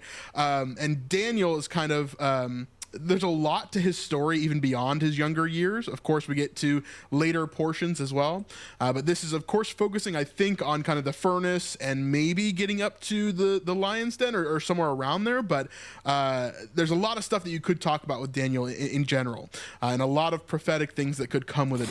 And that's my debate with it, with doing this. And I've made that clear that they have made this a movie. There's too much of Daniel to get it all into a movie and do it right. Especially with the dreams. So then you're going to have to pick and choose. And with a story this important, do I wish it had been a series? Yes. Do I wish they had done a one season, a mini series even, in comparison to a movie? Yes. I think it would have been better. I think it would have just been a little more ambitious. Okay. But I think overall it would have been worth the gain. We'll see. As well. And so seeing this so far, I think the audio obviously is not where it needs to be. I don't think the final product is there. Who cares? I wish it's okay, we had Brandon. a more finished trailer showing us a little bit more of the storyline and where things are going. But of course, we'll get that. My friend, they just finished. It's okay. It's okay. That eventually. Like we said before, this is looking like a pretty low budget film. So I'm hoping that I'm hoping that they really were able to do some insane things behind the scenes, and as they get into post production, they're able to pull it forward to be competitive with something like The Chosen, competitive with something like, you know. And that's the problem. You know, if you're old enough and you remember back in, especially like, what was it, the early 90s just in general. I think some of it happened earlier, like 80s, I've seen some things, but a lot of it happened in the 90s or early 2000s where we had the biblical movies come out and the different TV shows. So there was already a run of biblical media. The problem is it just wasn't that good. The filming wasn't good, the acting wasn't good, the writing wasn't that good. And so quality, Chosen set the bar. They set a new bar. And we're like at a 9.5 or whatever for the overall season. It's like serious, like top tier. Accurate from a cultural level. Accurate from how they represent Jesus. To where you have to go into your Bible and you learn. It was a whole different way of looking at a TV show. Okay? Where you watch it and you say, that didn't happen. And you go back to your Bible and you say, oh shit, that happened. And then you start doing things like that then with House of David. But The Chosen is what got it started. Okay? Now, this very well could be, with the quality, and if he's right with a low budget, this very well could be something like it was back in the 90s. I don't want it to be that way. I really want it to be this big epic thing because guess what? Babylon was this big epic thing. Okay? This is the greatest kingdom on earth. It's gold. Head of gold. We're seeing with the Promised Land or House of David, right? I would love for it to be in the same realm as those. My hesitation is I really haven't seen that quite yet, right? As much as I want there to be, and I'm hoping for there to be something really amazing that's coming through this, I really haven't seen it quite yet. And so I'd love to see a little bit more evidence of that, if that makes sense. There's nothing more relevant to a modern audience than the biblical text. Scripture is alive, it is God-breathed, it is powerful, and it's effective. See, we talked about this once, so one moment. Let's go back to see if we can pause it right there. And it's okay. They're using AI to gain these shots. Okay? And so if they cheat, as House of David is doing, if they cheat and they cheat well, okay, you could accomplish it potentially. But to gain consistency, that's the hard part. effective for encouraging and for training people, as the Bible says, in righteousness or in ways that actually allow us to live better lives today. Daniel is such a powerful example of, even though he was young, he stood up for what he believed and he didn't back down from that. Yeah, I hope that the audience can watch this film and look internally and see, what am I standing for? What do I stand for? All right, so the first round on WeFunder, Principal Funding Photography. Your investment will help us to complete post-production and market the film to millions. Yeah, this scene is unfinished. First look from our recent wrapped film shoot. So they literally just finished either last week or the week before in India.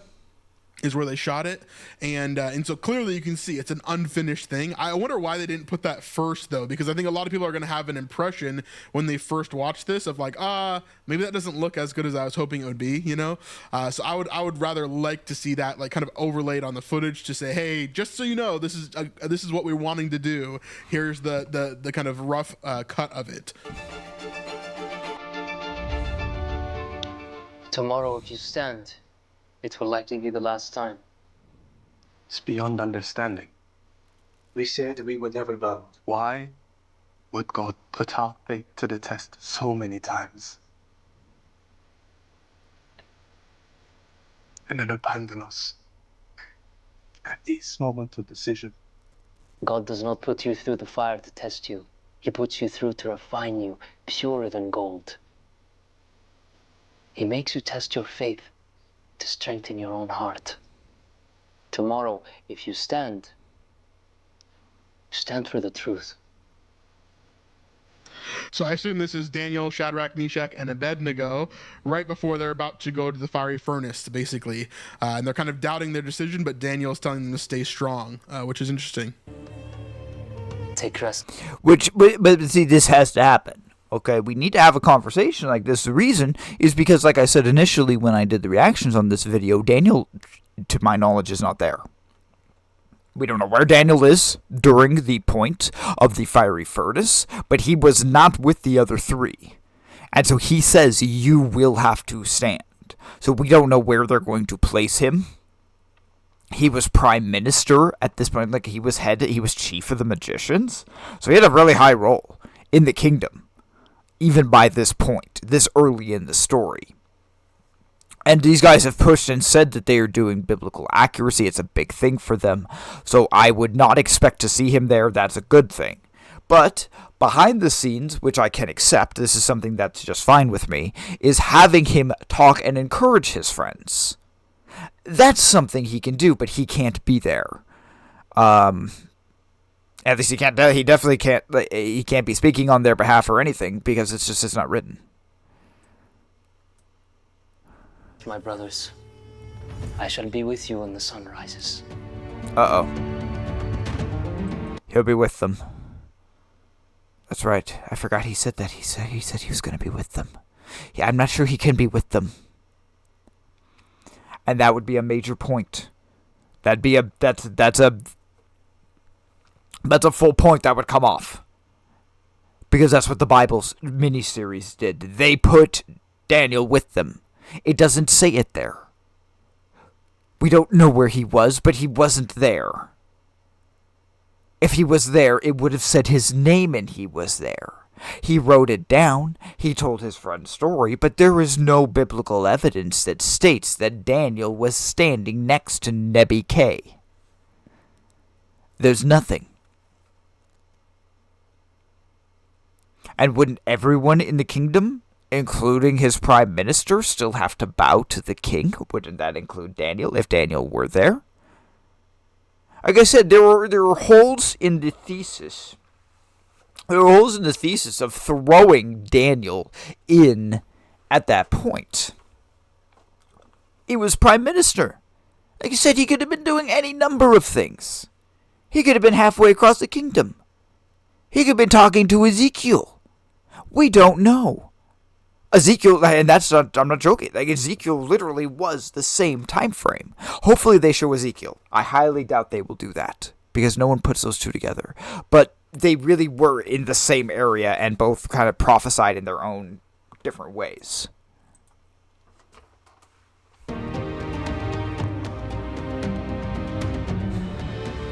What's so amazing about a timeless story like Daniel is it brings together an amazing group of people from all around the world.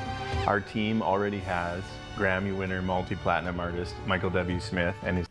I wonder how he's involved in this. Is he doing like a song specifically for the the credits, or like is he writing songs for the actual film? I don't feel like that really fits the style of film, but I don't know. Who knows? He could be involved in a lot of different ways.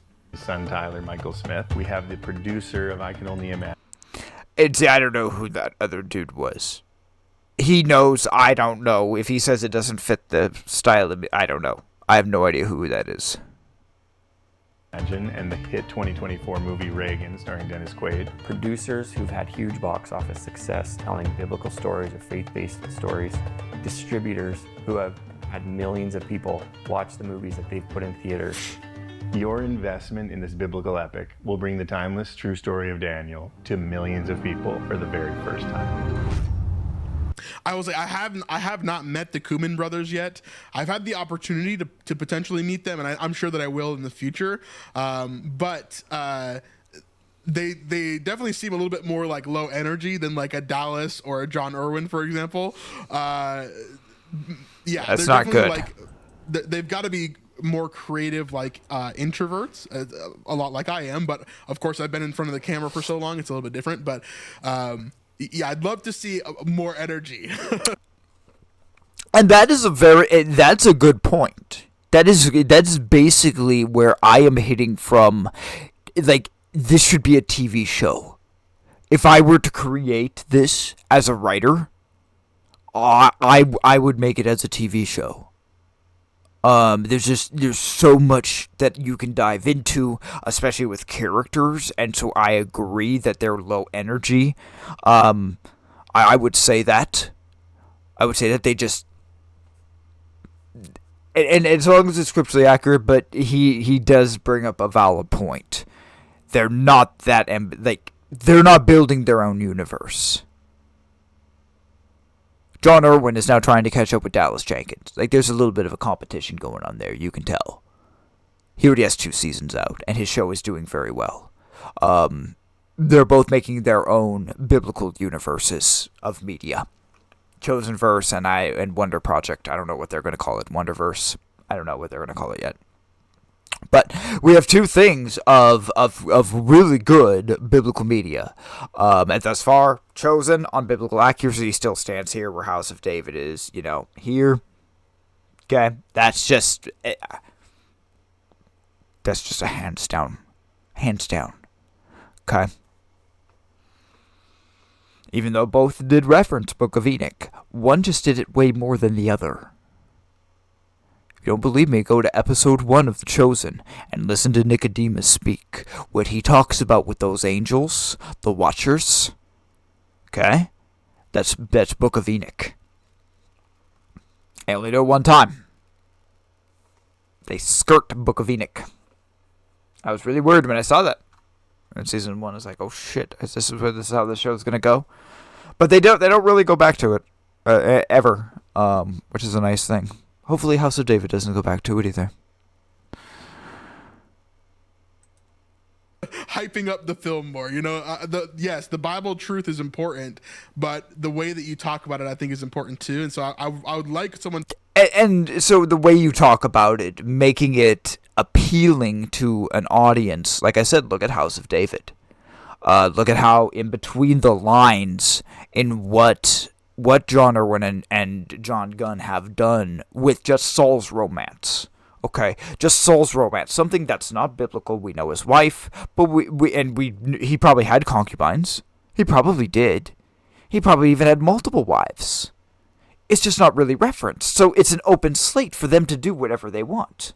As long as it doesn't break the other rules of the Bible or go against law, like other rules of the biblical universe, okay, that we are in, which is basically the Bible. That's the rules of the story. Okay. You're free to do whatever.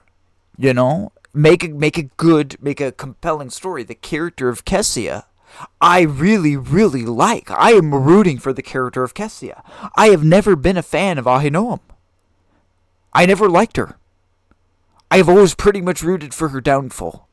Or said her downfall's going to happen. I'm not going to say I rooted for it because that would be mean. But I knew that she was going to fall. And I really didn't care that she fell. You know? And so there's extra things that they can put in there. Okay? Babylon. Daniel could go talk literally with Ezekiel. I'm telling you, there's so much here.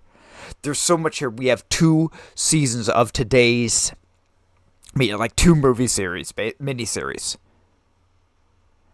And if you really wanted to get ambitious, okay, if you really wanted to get ambitious with this, then you could follow the story from the first point where Babylon goes and takes the captives all the way to Cyrus, to where they leave.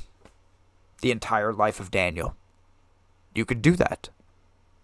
It would be longer. It would be more. Okay, and I understand that they're low budget, and you know what? Sometimes you have to make compromises. But if God is going to help this, and this is the right thing, as we have seen with The Chosen, okay, how the Lord has blessed it. It has.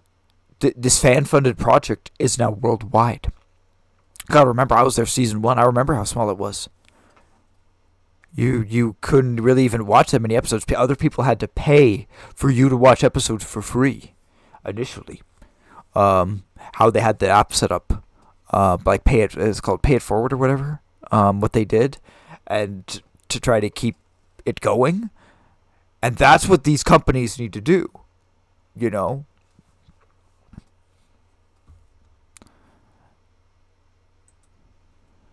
To be there to like really hype up this film. Tell me more about it and to share like the heart behind it. I know they do a lot of stuff, like they have some behind the scenes stuff whenever they are shooting in India. They did a bunch of behind the scenes stuff like with on their website and things like that to get more information. But yeah, I wish they were a little bit higher energy here, hyping up the movie.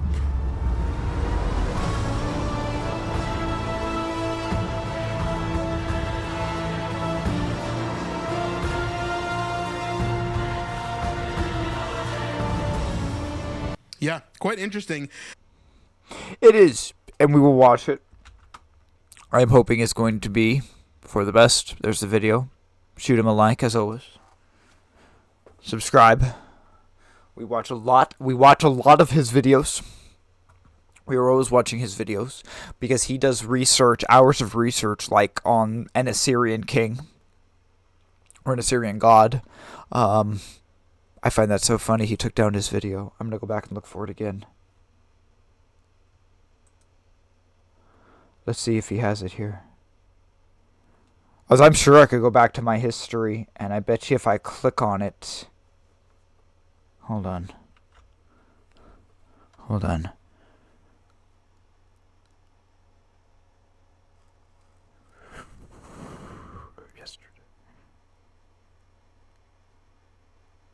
Because I watched it before.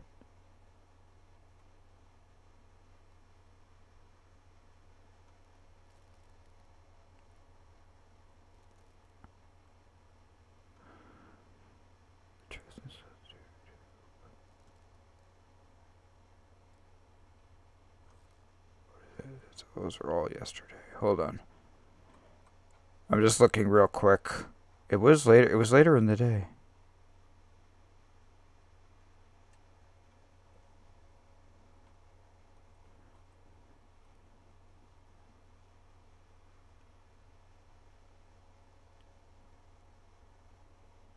No, I can't find it. It doesn't matter. I think I said I think he removed it. I think he was wrong. And that's okay. That's okay. Assyria was a stretch. The reason why Assyria is a stretch...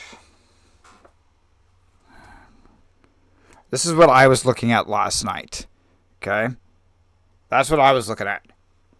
I was trying to figure out if what he said about Assyria was accurate or not. Okay? He doesn't think he doesn't have dedicated people that watch his channel, I'm sure. Guess what? He does. He does. I double checked his shit. I didn't look up the gods from Assyria. I just kind of trusted that one, but I did look at the other ones around it. Like I looked up images of Sidon, Tyre, Edom. I looked up like images all around to see Amorite, to see if any of them match the image that is in there. But this is basically.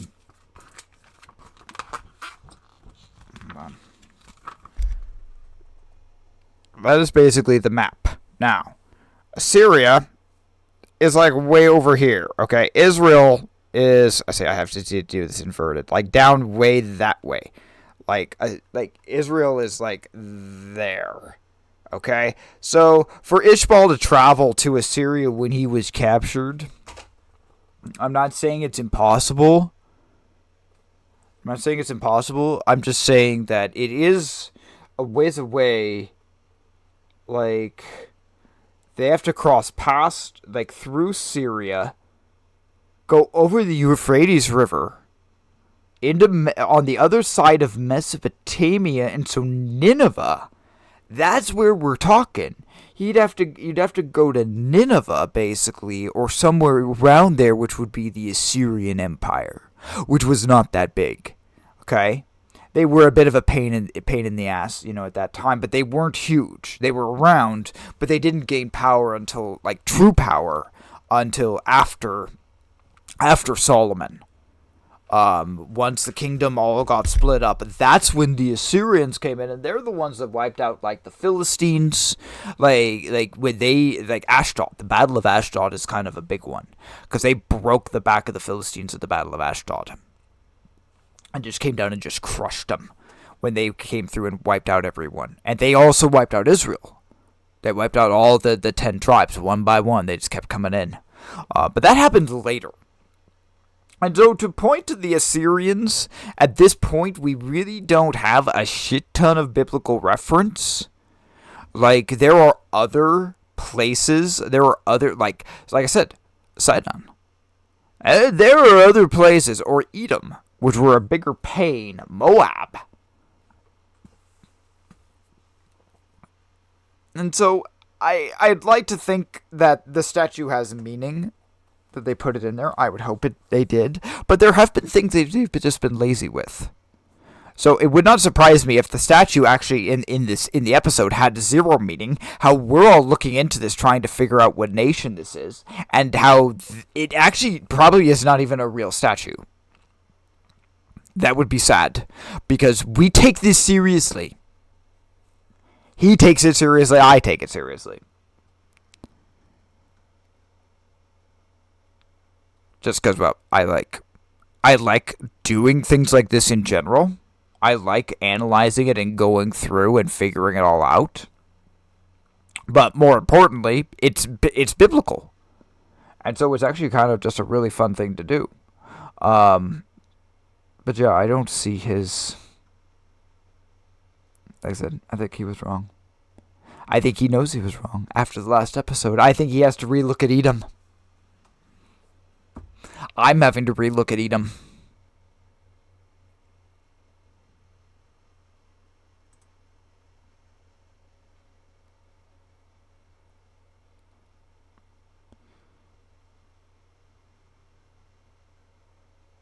They did get married yesterday. Mahal and David. Is that stupid mini recap one?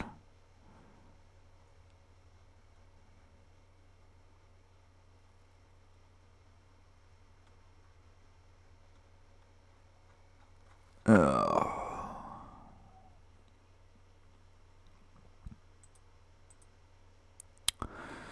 2 hours. Been on for 2 hours. And we have not really talked a lot about the opening itself. I think the opening and the song and the choice is pretty self-explanatory. Two worlds. Like we said, it's two worlds colliding. Two worlds colliding right inside of me. Two worlds colliding. I'm my own worst enemy.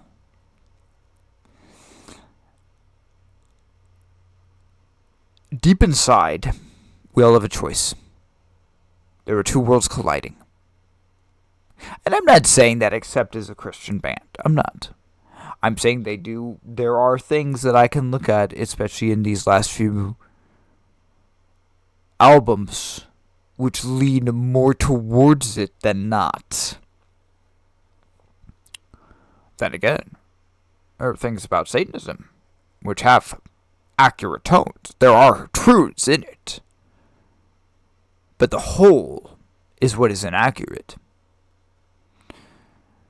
But we can use it as an allegory. We can use it as a metaphor for the end of time.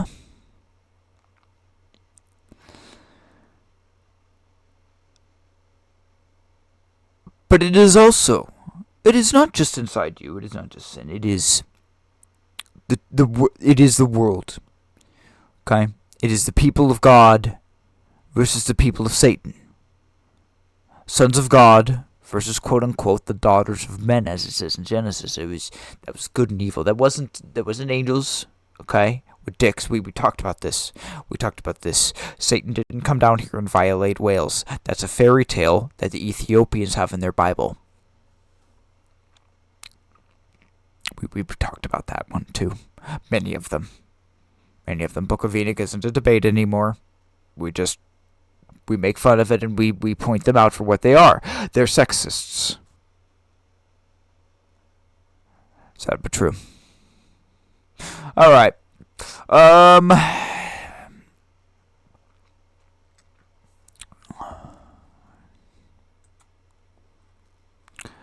know what I want to do for the third section. I want to start working on the, which I will do just on stream. I'll actually do it on stream. I want to, get an Excel sheet pulled up and start putting in my ratings for different movies. I'm just still not sure how fully I want to do it. If I want to have, movie and TV show, or just throw them all into one and just do sold biblical media. I might just do it as one for now and then separate it out later. I'm not sure. But we'll do that. We'll do that today. That sounds something different. I just don't feel, I'll be honest, on Brandon's page, if I wanted to right now, I have a shit ton. I've got 3 or 4 hours worth of reaction content. If I wanted to do reaction content, this one here, it's an hour and 41 minutes. Okay? And I will preview what he says. Will I do it on stream? No. I told you why yesterday. I would prefer not to be offensive. I might have been a little offensive in that. But I was honest. But I might have been a little offensive. Still, when we're talking about a concept like possession, or like the spiritual realm, some of us do look at that as reality. Alright. Let's end the section here. The truth is like I told you guys, pandemic. Talking about a pandemic of sin. And being able to use real world examples. There are so many things that I can branch off on. And that I could talk about. And I could talk about the physicians. And the doctors, okay, and how those relate in our past, and how all these real world situations and related back to 2020, because we just had that. Two worlds colliding. Well, guess what? The concept is simple. The wording is straightforward, and yet people still don't want to get it. It's your choice, and you are your own worst enemy. There are two worlds colliding inside of you. And you have to choose.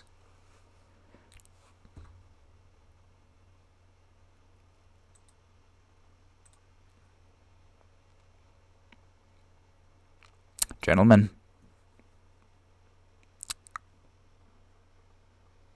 What do we do now that picture? We make sure that we are on the right side of it. Okay?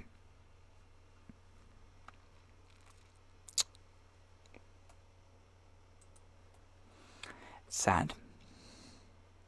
Two worlds colliding. But those are the worlds. Okay? And you not only have just good and evil. Okay? You not only have just people that are straight up against God or not. You have those that profess to be with God. And then you have those that are with God. Okay? And there is a difference. This channel, we talk about the differences. Okay? It's how I can look at you. And I can say that COVID, like how we said with Pandemic of Sin yesterday. Okay? That COVID can be used as an example for sin, for these lockdowns, for all of it. Okay? That we are on a planet right now that's cut off from the rest of the universe because we have an infection called sin.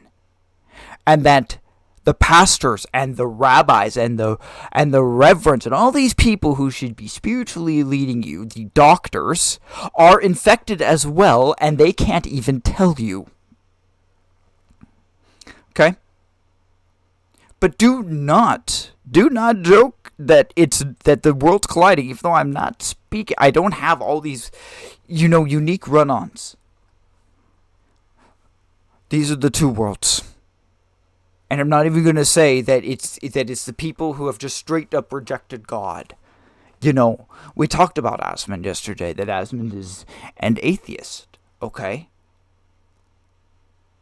In this pandemic situation, in this world's colliding together, okay? If we look at him as a whole, he doesn't give two shits. He probably likes that there's chaos and that the worlds are colliding. It'll be interesting for him. He will have content. Okay? He doesn't give two shits if you believe in Jesus or not. He doesn't fucking care. And that's okay. We're not talking about that group when we talk about the worlds colliding. They've made their choice. They were happy with their choice, and there is not one thing you can do to change their mind. I'm sorry. There's nothing. There's nothing you can do. Okay? What I am speaking about right now, with the worlds colliding conversation, is the professed Christians, those who claim to be with God, and worship on a pagan day of the week. Okay? We'll just throw that out there. There's other things, but we just that one's just the easy one. That's just the slam dunk that I can point at and say, you're doing this wrong. There are many other things that you could be doing better. Okay? There's many things I can be doing better. Okay? But when we're looking at professed Christianity, there are many, many, many things. Okay? They worship religion. They worship a man on stage. Okay? The world's colliding. Your own worst enemy is your need for popularity. Your own worst enemy is your desire to be recognized. To have to fit in with them.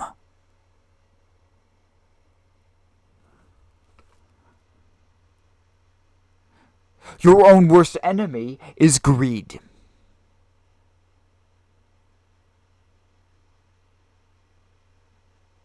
You wanting more, and not just being happy with what God has provided you. And all these things. We talk about stones. We talk about not one item right now across the world is what's going to bring in the New World Order, Christian nationalism. Okay, it's all of the items across the world that are going to bring this together. Okay, it's all the stones together. In your life, most likely it's not going to be one thing that's going to keep you away from God. Most likely it's going to be a bunch of little things. A bunch of things that people said didn't matter. A bunch of things that you said, you shrugged off, even though you knew better. Okay? That's the world colliding I'm talking about. You as a free-willed being, okay, different than all of the other animals on this planet, okay, we were made in the image of God, okay, and because we're talking straight Bible right now, okay, men and women, we're made differently, okay, we each have our own unique roles, and we both need specific things. Women need specific things in their life to be happy. Men need specific things in their life to be happy. That's how God designed us, okay? We can talk about the gay argument another time, okay? That's not what we're talking about right now. We are looking a deep look at professed Christianity, okay?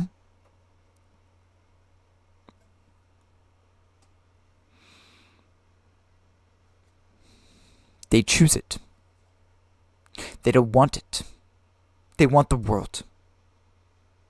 They don't want self-denial.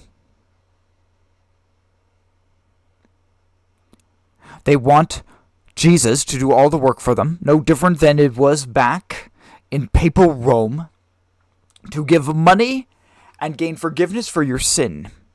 You know what? I'm going to be thinking about, I'm going on vacation, and I know that the neighbor over there, I'm going to be staring at her all week. Therefore, I got to pay that shit up. That's what they did. That's what they did. And so if I had the money, I could go up and say, man, I am going to commit some adultery next week. And I need to get this shit paid up, like, now. I got to be good with God. Can you handle me? Okay, here's a bag of gold. And they said, well, I probably need just a little bit more. You're doing this for a whole week. I mean, God needs a little more money than this. You know? I mean, without your gold, how can God live? That's what they said. Okay, that's not a joke. That is very, very, very close to the truth. And the problem is that in many ways you will have the same thing now. Not the open sinning the same way. Not the same way. Now people just sin and they say it's not a sin. Now we're just up to strict denial.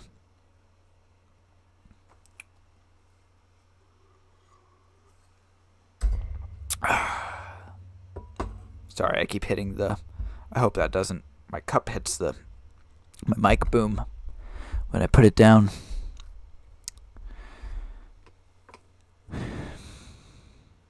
We all have a choice.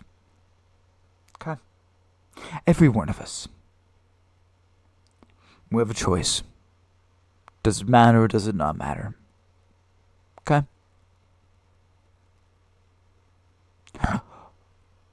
Well, why would the Son of God have to come down here and die? Tortured, put to death, okay? Live a hard life, a poor life, where he would have been hungry and cold all the time. A miserable, but many of us would consider a miserable existence, okay? And he did it perfectly. Without any help. Okay, he had the spirit of his father, as we have now.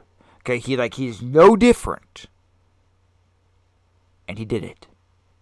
And he expects us to try as well.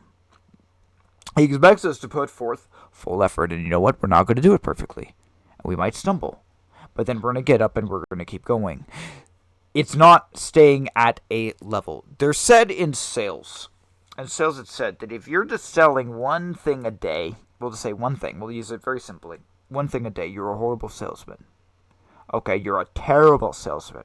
If you have a straight sales line like this, and you might have a little couple peaks, as you go, might get 2 here or 2 there, but you're always at 1, okay? And people say you're consistent. Okay, that's not a good salesman. Any salesman knows that you're going to go like this, and you're going to go like this. You might be here, and then you're going to, boom.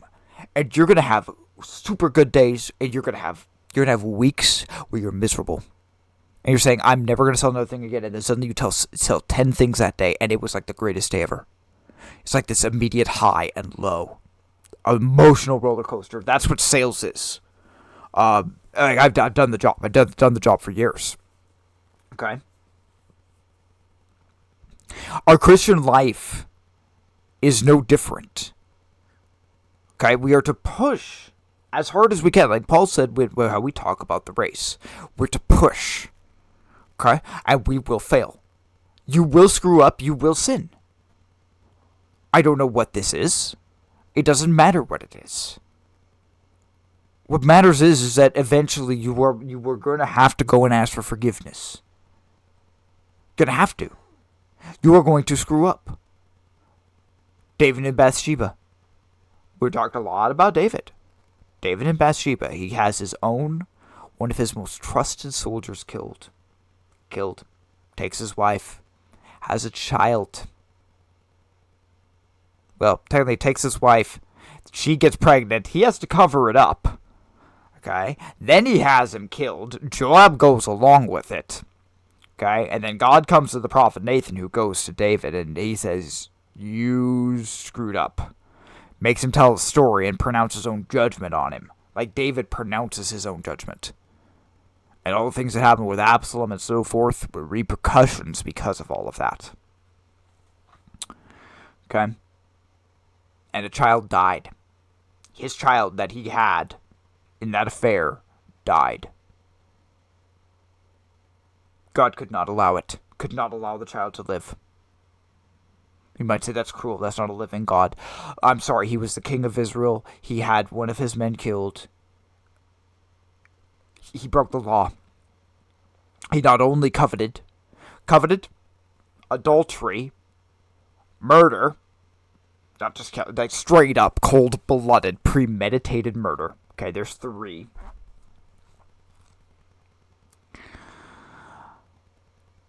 And he was the king.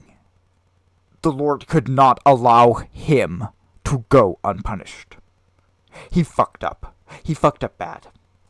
Okay? And watching that in House of David coming up in the next couple of seasons is going to be hard. I like Uriah already, and that's why they're doing it. That's why they're also doing that with Jonathan. They're building an emotional connection. So when they do die, it's going to be hard. And I can respect the writers for doing that. I'm not mad at them for doing that. That's a good thing. Okay?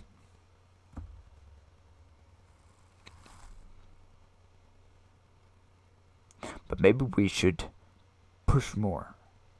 Okay? Maybe in every single one of us across the entire world, something we're all equal on. We were all tempted. We all sin. We all are torn. Okay, those 2 worlds inside of us.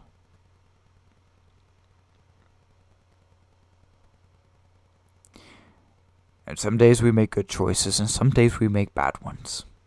Okay? But the point is to always be moving. To always be trying to go better. The problem is with most Christians, with most religious leaders, with most churches, they stay level. And they would say, no, we yell and we're on fire for God. Yelling and being on fire for God and talking about people burning is not the loving God that we are discussing. You and I worship a different deity. I know you really don't want to hear that. I don't say that very often. But first off, you worship on a different day. Okay? There's problem number 1. You worship on a different day. My God is 2. Okay? God, like Hashem. Okay? We'll just say it. Hashem. And then Jesus. Okay? The Messiah. The Christ. The chief of angels. Okay? Jesus. Okay? They have 3. They're 3 and 1. And you can't have one without the other. Okay? So do I think that I agree with the Protestants? No. I question, in many ways, do we actually both worship the same thing? Now, with Catholics, that's an even easier item. We don't worship the same thing. Pope is God on earth to you, the Pope is your God, and you worship idols. You bow before things like Mary, you bow before things like... You literally bow before idols. So Catholics are in their own category with it, but I'm talking about the Protestants. Okay? Trinity's a huge push for you guys. Okay? And Sunday, the venerable day of the sun, is the other thing. Okay? You have issues with the law of God. You have changed it. Okay? And you don't want to talk about it. That's why we're seeing this with Promised Land. Okay? No one wants to bring it up. I'll bring it up. I'll talk about it over and over. And I will say you are wrong. I don't want to.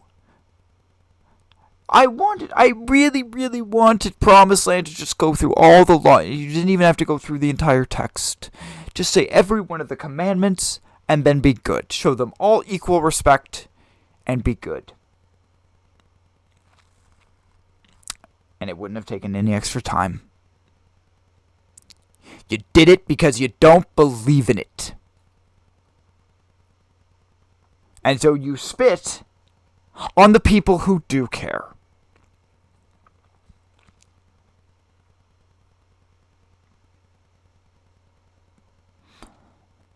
Emma said something not very nice. I'm not going to say it. It had to do with Angel Studios. And it had to do with Ascension and Mormonism. And if Mitch wants to go over there, he can. Because what he did was insulting. But do I need to say something like that? No. Although, Mormonism is Ascension. Spoiler alert. Not salvation. What we're talking about now, these worlds colliding, we're talking about the promise of salvation. Ascension is you doing this on your own, or finding a path to do it on your own. That you will attain something. Excuse me. That you will move up into a higher level of being and consciousness. We don't go anywhere unless God says so. And even then, I'm still going to be the same. I'm just going to be taller. I'll be in better shape. I'll have the body that God wanted. I'll be able to use all of my mind, but it doesn't mean that I'm going to be creating worlds. I'm not a god. And they always take bits and pieces from the Bible. Okay? All of them do. LDS talk about baptism for the dead. They practice baptism for the dead. That's a pagan ritual. Paul says not to do it. They quote to a text in Paul. Well, guess what? The baptism for the dead, it's hard to find. I would have to go back and see if I only found one web page. And hours of research comes from Greece. In fact, the entire concept of Mormonism comes from Greece. In my research and what I found, I don't have the documents now. But there was one website, there was a guy who did a paper on it. I forget the name of the town. Okay. But if you read their thesis and the research he did, it matches what Joseph Smith's basic concept is for the LDS belief structure. Okay? And so you could say that, and I'm not saying that he just copied it. Okay? First off, having that information as someone from that day and age in the United States without internet or anything else that he would know that type of history. Yeah. That's a coin toss. He might have, he might not have. Okay? They say that an angel spoke to him. I believe something did speak to him. I'll just admit it. I just don't believe it was God. And I don't believe it was an angel of God. I believe something did speak to him. All things have a counterfeit. Came around the same time as the Adventist Church. Now, the Adventist Church has fallen, just as the Jewish people fell. Okay? No different. But at one time, all the principles that we follow, many of them, those original ones, do come from the Seventh-day Adventist Church. And they are biblical.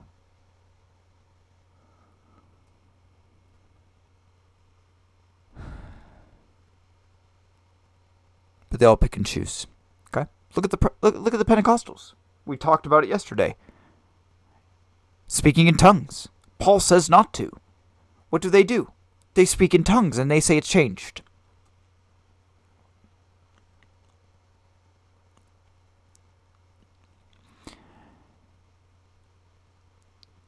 People are keeping that straight line. The worlds are colliding, and they are just leaning and don't even care. They say it doesn't matter. Well, I'm going to tell you over and over, it does matter. Maybe obeying God is more important. Maybe when no one else is looking and you have the choice to make, do I grab and do I steal that or not? No one would ever know. But God, what do you do? What do you do? We obey. I'm not accountable to any man. I'll be honest with you. I'm not accountable to any church. I'm not accountable to any pastor. I'm not accountable to one religious leader, apart from others who would be basically biblically based Christians. I'm not saying I'm beyond criticism of man, okay? But those that would follow the same belief, I would consider myself to be semi-accountable to if I were to really push a doctrine or point that I could be corrected on. Okay. At any time that you could prove something to me from the Bible, I'll change. I'll change it if it could be proved from the Bible.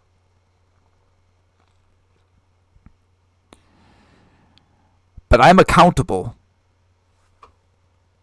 to Him. As someone who teaches, as someone who studies, as someone who instructs, as someone who does his best to help you, okay, and not to be deceived, okay, the only person I need to worry about pleasing and making sure that I'm good with, I'm kosher with, ain't man, okay? I don't have to worry about a retirement package. I don't have to worry that I'm going to have enough money for my food because you're not paying my salary. God is paying my salary. And God's budget is unlimited. That's what I hope. That's what I always hope. But we on this channel, whether it be many or whether it be few, we will do this. Whether if it is just me and I didn't have one viewer right now, we are going to do this. I am going to do this because this is the right thing to do. And yet they're doing this. And they don't want to talk about it either. And they say it doesn't matter. And people say things like that. They say things that it doesn't matter when they don't want to have the conversation. Remember what we said. What was the joke that I said initially? Like, shut up, Timmy. We don't need to worry about it. Okay? A parent says that to their child. Okay? They say, shut up, I don't want to talk about it, or that's the way it is. Okay? When they don't want to take the time and explain the answer. That's lazy fucking parenting. Okay? And it is lazy parenting of the pastors. Okay? That they have taught their flocks to just not care. To get hyped up on things like Israel. I'm going to be insanely clear. Now that I have studied it, okay, and I remember my views on Israel, okay, as much as I might be, quote unquote, we're going to see if I get in trouble for this, okay, if I might be the Nick Fuentes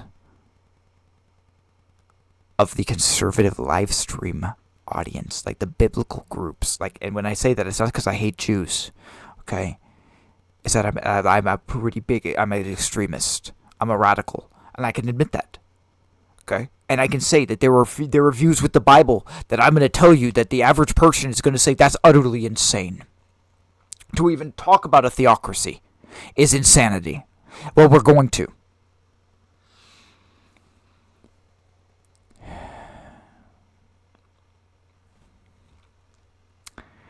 But we're going to talk about the hard things.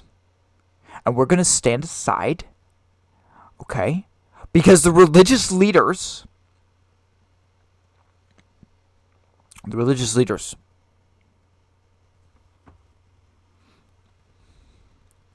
they want your money.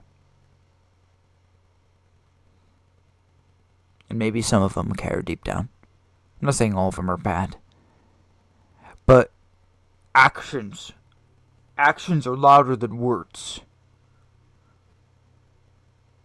Okay? Actions are louder than words.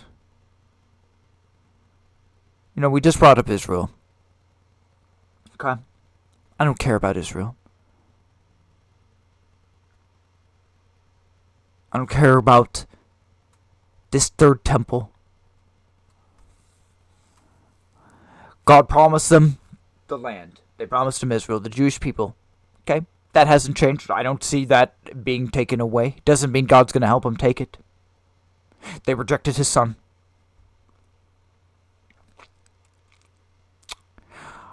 I will believe in this third temple, and I will say that it is not a spiritual metaphor when I see weapons burning for the next 7 years.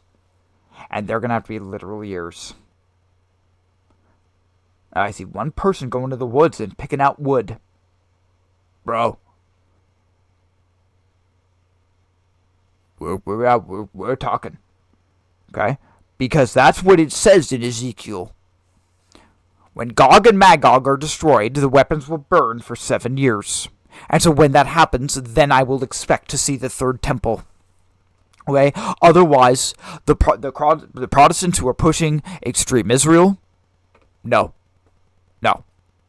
What are you doing? What are you doing? We're on the border of idiocy at this point. You have done this for so long. Okay? And there are many people that say that Daniel, the king of the north, is going to be Turkey and so forth. This is stupid. People in Turkey, to the best of my knowledge, they like women. Okay? It's kind of a thing over there. They marry. Okay? The king of the north, according to Daniel, doesn't like women. It's only one group I know of that's sworn off on women, and I'm not talking about the gays. The gays are not the king of the north. Okay? I'm serious. Like, they're not. It's the Catholics. Okay? It is the Catholic Church. Okay? Priests have sworn off women. Go back and check it out in Daniel. You don't believe me? Go back and read it. Go back to Daniel. What is it? Daniel 11. That's where the whole Turkey argument comes from. When I understood that, when I understood where the whole Turkey argument came from, it blew my mind. It's like, really? This is it? One verse? One verse? Basically. Or 2 verses, whatever the hell it is. It's nothing. It's like, and they just speculate. They say, well, it's north. What's north of there? Turkey. Well, let's give Turkey importance. Okay? And they have taken this hyper literal, and they say that the temple has to be rebuilt because there were plans. Okay? And this is where they're hyper radicalizing people and pushing them. And then we have the other side. We have the Nick Fuenteses of the world. Okay? Which I honestly, he can do his own thing. I don't care. I don't care. I honestly have no major issues with the guy. Whatever he says about Jude, hey, he do whatever. I don't care. I've made my opinion clear. He has made his opinion clear. I don't have issues with really anyone. Like, I guess I don't agree with them, but I'm not just gonna go off and... Like, it's the reason why we don't watch Chosen 7 videos anymore. We don't watch... Or, wasn't it Chosen... Controversy 7. We don't watch Controversy 7 videos anymore because I found myself having to pick on every single thing he said and said he was wrong. That's just not how I want to run my stream. And so I'm not going to get on here and I'm not going to talk about someone who I think is nuts. It's the reason why I don't do reaction content and drama. Okay? I just don't. It's not that I don't know about it. It's just I just don't fucking care. I don't care. It's the best way I can put it to you. Okay? So, people like Nick Fuentes are saying just completely get rid of Israel, America first. Okay? And then we have the other Christian side. Okay? Remember, both of these people believe in God. Okay? They believe in God. They're on this category. Okay? But they're heading in very different directions, and neither one of them are good. The end of Daniel, okay, that statue we've talked about, is not platinum. The feet are not platinum. Okay? I'm using something different. Okay? Because you have gold, silver, bronze, and iron. We don't have platinum. Okay? We have iron and clay. We have something insanely unstable that's not going to last. Something that can't mix together. Okay? You can't swing an iron and clay sword, okay, and expect to beat someone with a straight iron sword. It won't hold up. So the United States can't remain. There cannot be another true nation ruling the world. Jesus is going to come. And so the concept of America first, now that I understand this, thank you to Nick Fuentes, okay, in that Tucker Carlson, clips that I watched, I understand it now, and I thank him for that. That's an honest thing. I didn't fully understand America first. I kind of understood America first, but I didn't understand how deep the true movement is. That everything is for you and for the U.S. That's not who I am. Everything is for God, and I am second.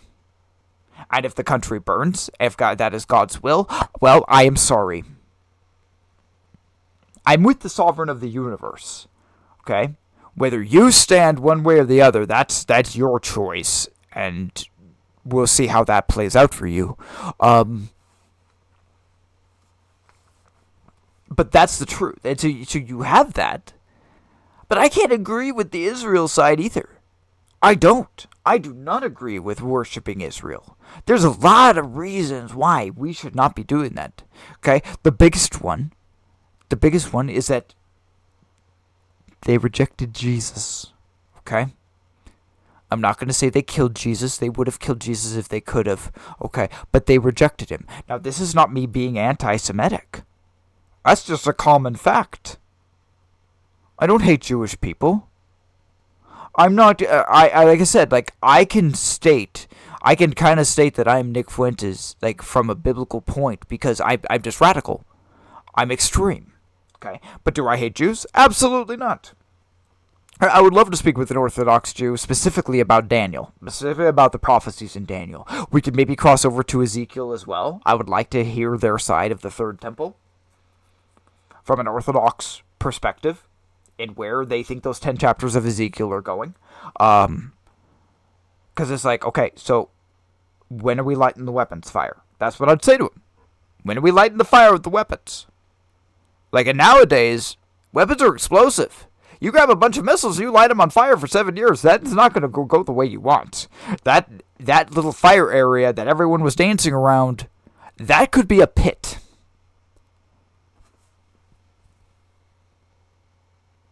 You know?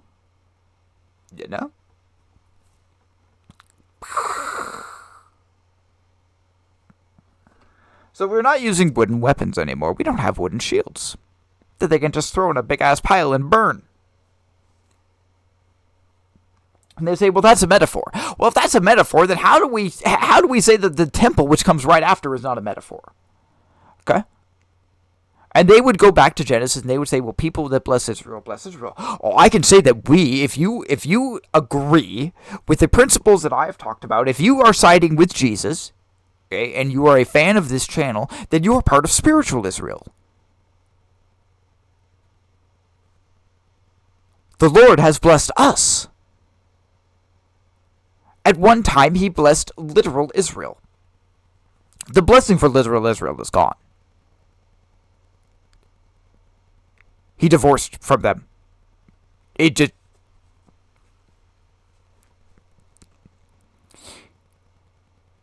spit and yelled, "Crucify to his son."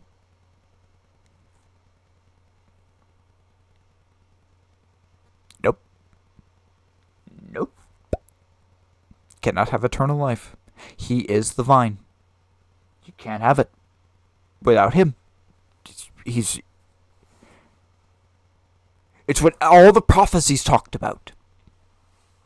Okay? But do I hate the Jewish people for this? No. I don't hate Israel for this. Okay? I don't want there to be any persecution. I can agree with a theocracy, with having a Christian world. It's just with sin, it's not going to happen. People aren't going to be perfect. That's the problem. That is always the problem. It will never stop being the problem until Jesus comes. You can't have a perfect world here. You can't have a perfect world with sin. So this utopia they're looking for, this rapture they're waiting for, so they're spared this, okay? I got bad news. It's going to get worse. I don't think we're just going to transition into Sunday law. We need some fighting. There needs to be some violence for people to tip and to become more radicalized, and we're getting closer. Look around the world right now. People are getting really radicalized. Okay? Protesting all over the world. And people are, for once in my lifetime, the world is becoming united.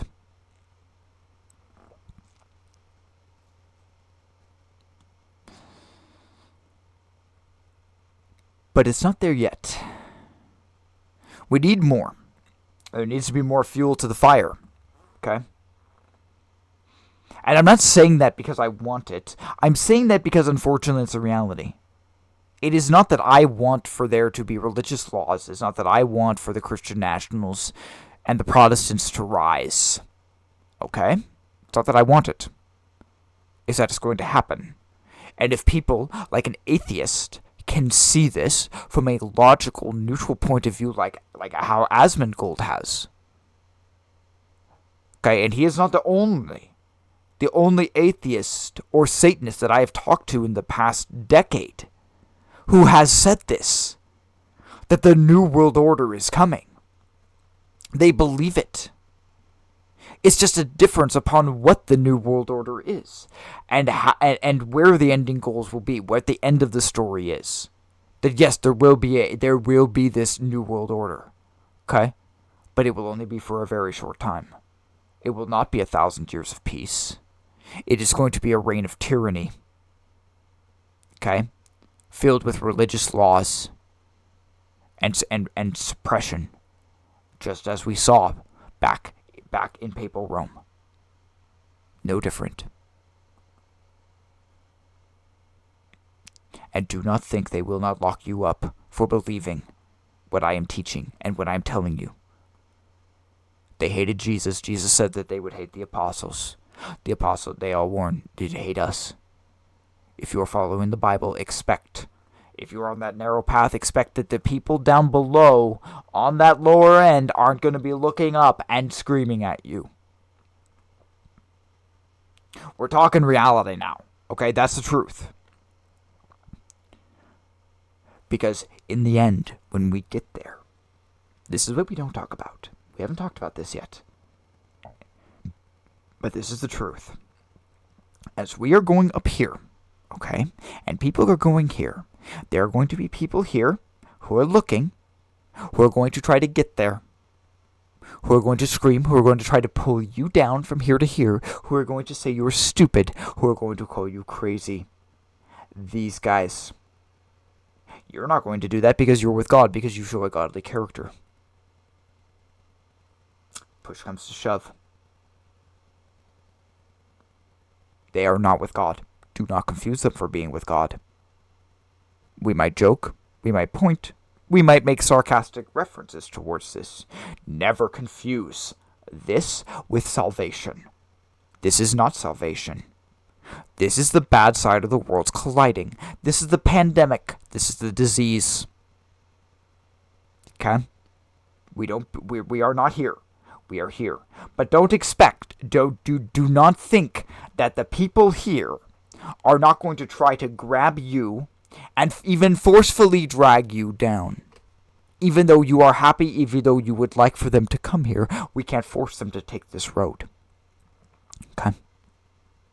And there are some who will fall. There are some who will find a way and cut up. Okay? Who will find God and realize that this path is wrong. The Israel thing, like I said, the Israel thing is just it's a stone on the heap. Okay?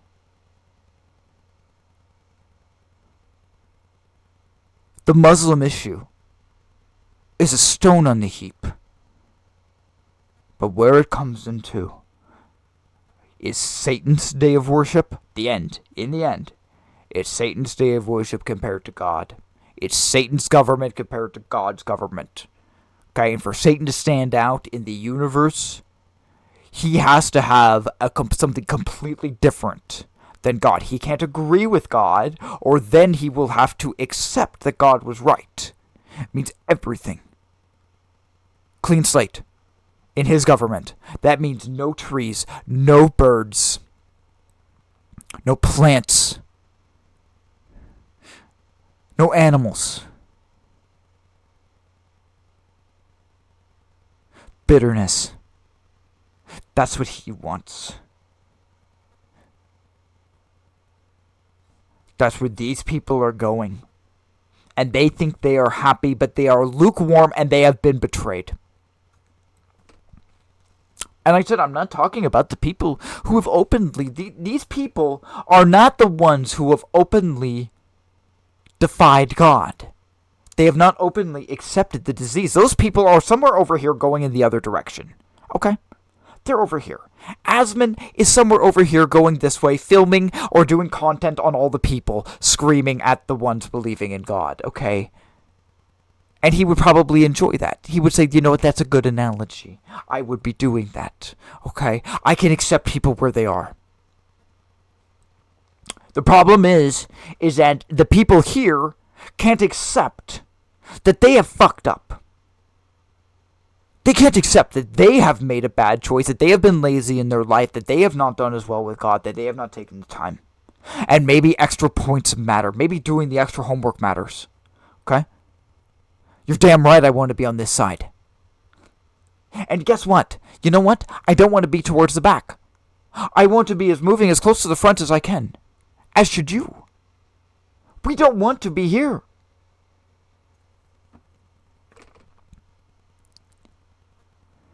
This is tradition. Tradition is the world that collides with you. And all of the appeals of the world.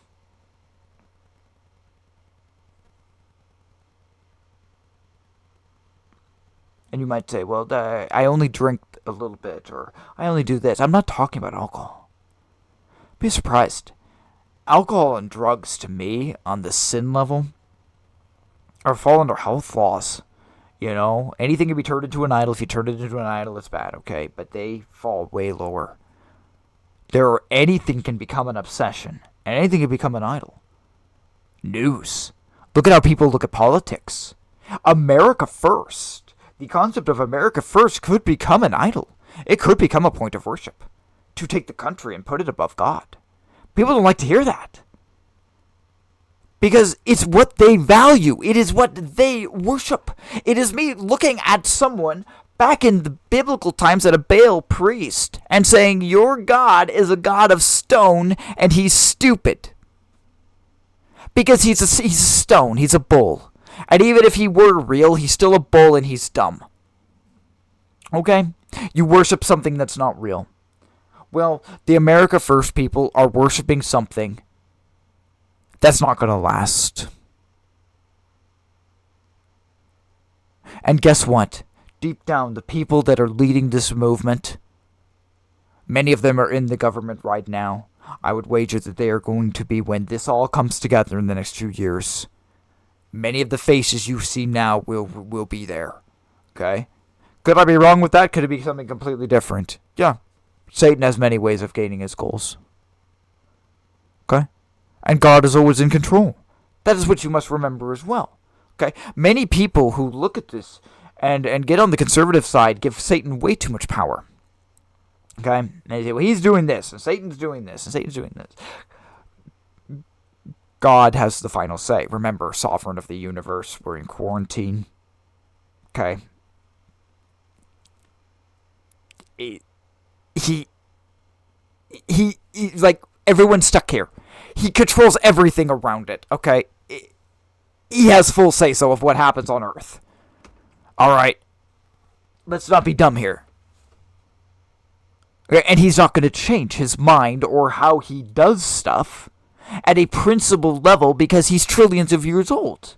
And because you are one of his subjects. And in fact, right now, because you have sinned, you are one of his lesser subjects. You're more like a peasant.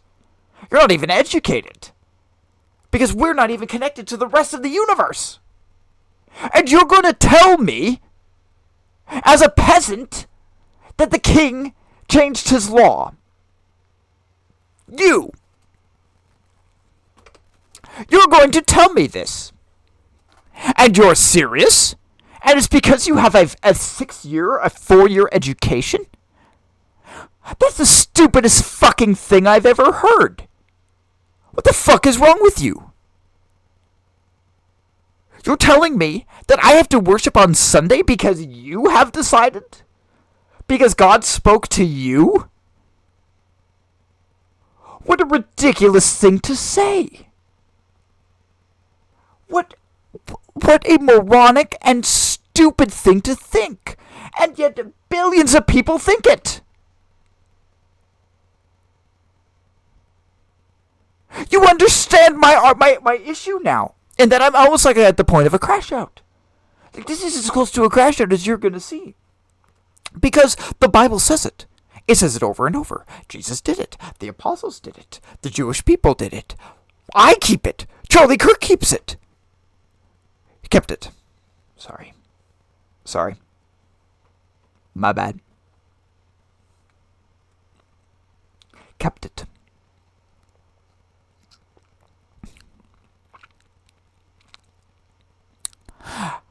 And yet the rest of the world worships on another day. And they try to tell you that they understand more than a being who can literally breathe life into sand, who can cause it to rain and wipe out what he created.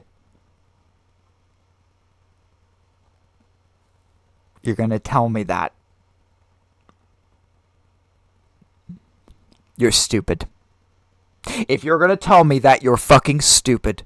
And we're just not even going to talk. I'm just going to accept that you're stupid. Okay? And if you can't go back and look at the Bible and see all of the examples and all of the evidence, the hundreds, if not thousands of references across the entire book, from the beginning chapter to the end. And we know in history when it was changed. It's not like it was even a guess. It's not like it's even speculation saying, oh yeah, well, it might have been changed to Paul's time, or it might have been changed, after Nero. No, it was changed in Constantine's time. And people say that it was God. When you look at the Catholic Church and the actions they have done, and you tell me with a straight face that they are of God. Okay? They burned, tortured, and killed women and children.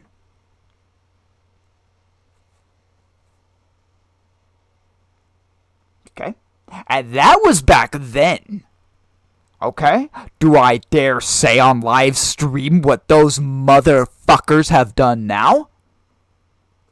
We all know what they've done now. They're always in the news every decade or so. Okay? Having inappropriate relations with young boys. Yes, I said it. Whether I get banned or not, who the fuck cares? They were wrong. How can you say that an organization like that from converted paganism is that of God? It is of the church. You wonder why I have such strong feelings against organized religion? Oh yeah, Jesus didn't rape little boys. Now, there are some very devoted Catholics who I have known. There are very devoted LDS. There are very devoted Protestants. When I go off on things like this, and I really hit hard, okay, when I swing hard, okay, I swing at the leadership. I've told you over and over, I swing at the leadership.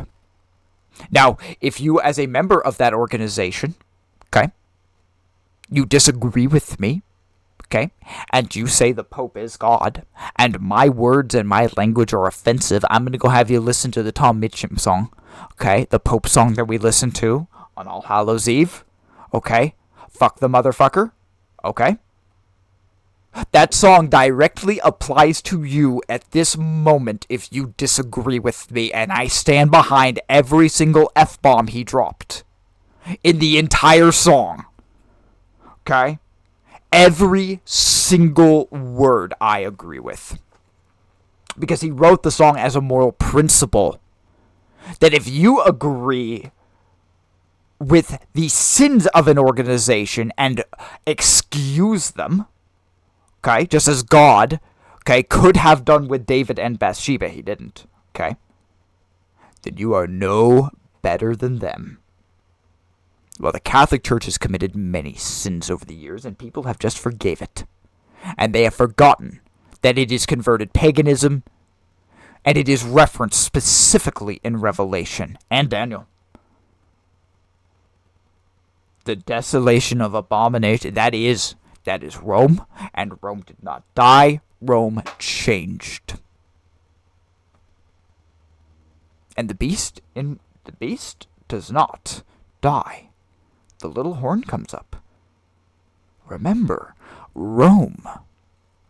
Okay? And the Pope is a very, very, very small little area who spoke great things against God, as it says in Daniel. Blasphemed the name of God. Changed days and times. Okay? Says that too. Okay? They changed. They changed the calendar. Okay? And they changed the day of worship. Okay? This is all scripturally foretold. Rome is the abomination. I don't care what you have been told. It is not Greek. It does not have to do with the Maccabees. That was the goat. Okay, goat was Greece. When we get to abomination, desolation, get to the legs of iron. Iron is Rome. Everything iron means Rome. They were strength. They were unbendable. They were iron.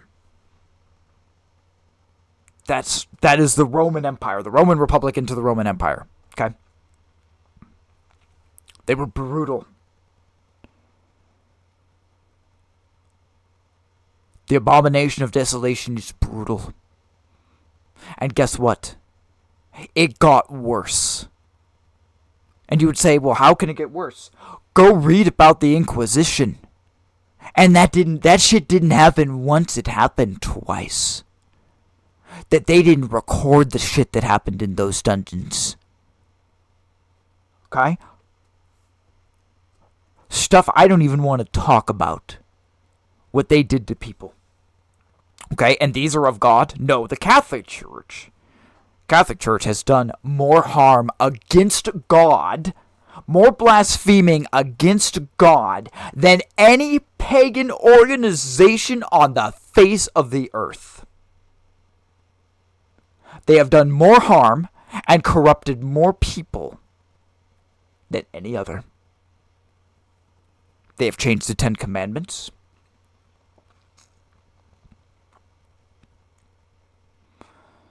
And they have led people down this path. And even now, people look at them and they say, well, that's the church. It is because they don't know history. Well, you know history. Because I've told it to you. And I've known history because I've had to spend a shit ton of time learning about it.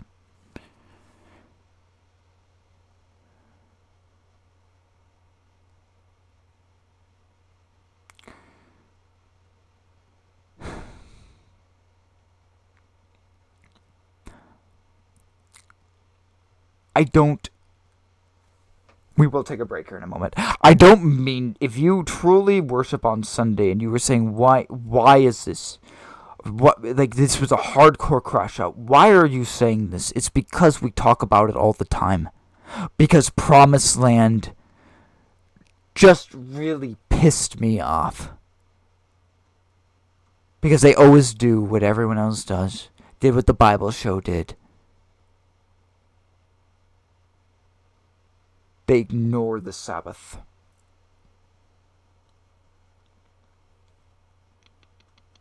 But if you are this person, hold on, I'm looking for something. It's up here. We talked about Bezalel yesterday, and why I like this. I understand why he'll question it, why he'll do a video on it, okay? But that he built in Promised Land, this is not biblical, but he built the golden calf. Because a leader told him to, and he thought he was doing something for God. And then he found out that he did something wrong and he couldn't forgive himself. Okay? If you are in that category, you made a mistake. Okay? Yes, you worshipped and you were told your entire life that Sunday was the day of worship. Well, I'm sorry to tell you that you were lied to and you were wrong. The people that told you that were wrong. It's scriptural. It's there. I've showed it to you. And I don't understand how people keep going, how people keep falling into it, because it's there. And the truth is, the sad truth, the reality of it, is that they just don't read their Bibles. They wouldn't know that it talks about the Sabbath that many times, because they don't know it. Is that the fault of the leader? No. That's the fault of the person. Alright guys, break time. I'll be back. Turn on some music, and we will go into our third section here in just a few.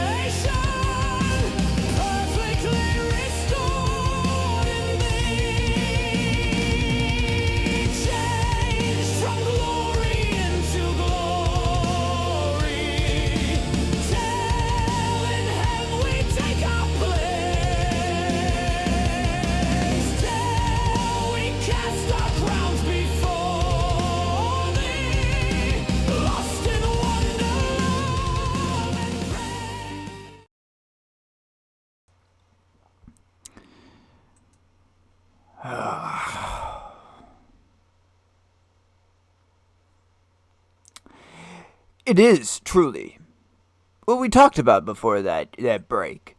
It is truly something that boggles the mind. How the entire world can go one direction, okay, and not give two shits, when the source material says otherwise. Says you really should care. It actually really does matter. It's something we should do. Like I said, that's just the one thing. It's the one thing. There are many things on that list. Alright. Let's just look at Cammy for a moment. It's Cameron. I do love Cameron. That is my main character.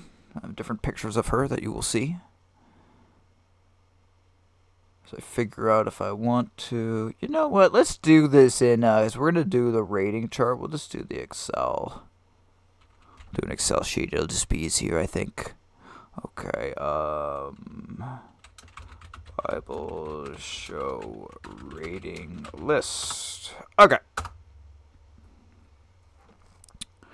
And I think I'm just going to throw everything in there, because I have just some just right off the top of my head, like, and they come from movies and TV, so we're just going to throw some different ones in here as we go, and then, because I did the Excel sheet, I'll be able to do other categories, too, for it. Okay, so let's see here.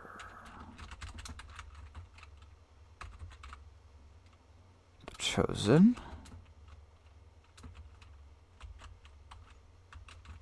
Oops. Okay, there we go. All right.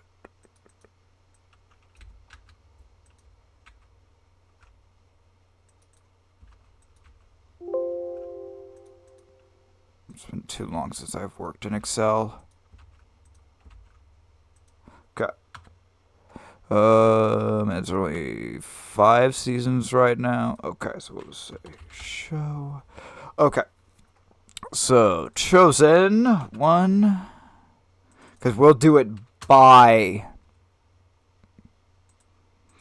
Actually, no. We're not going to do that yet. We will. We will break it down. We will break it down by... So a lot of the time, because sometimes I change my mind, like how I'm creating something. I like to do this like off stream half the time, where I'll create the document and then I kind of have an idea. But we'll just say chosen. We'll just do it this way for the moment. House of David.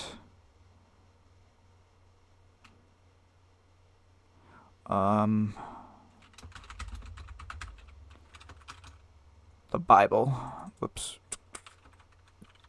It wasn't very Bible-oriented. I guess I don't feel... I guess I could leave that uncapitalized. Just because it really didn't have to do anything with the Bible. It's going to have a low rating. Passion.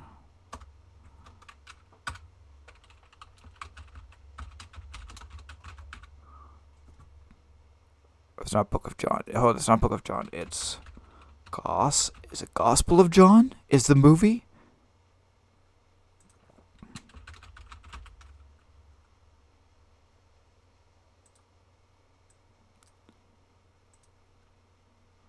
And I'll move these around in a second once we kind of get just some on there. So House of David, the Promised Land, Testament.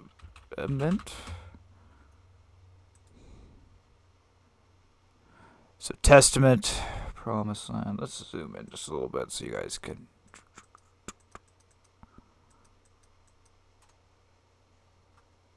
Okay. So, chosen House of David, the Bible, the Passion, Gospel of John, the Promised Land, Testament. Those are just, we'll just throw those down first. Okay? Now, chosen, overall, and some of these ratings, like as we refine, especially when I look at the overall seasons, I'll do an average for it. We'll break down the chosen by season, but we're not going to do that yet. We're just going to say that overall for the series, 9.5. I don't consider it perfect. Season 5 took an entire point there. There are probably some seasons where they get closer to a 10. So 9, 9.5. I'll give them the benefit of the doubt. We'll just give them a little more, because Season 5 was pretty good. There was one thing that I didn't like. Otherwise, we're good, okay?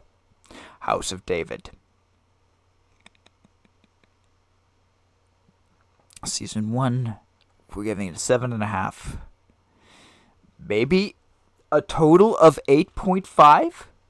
And that's total?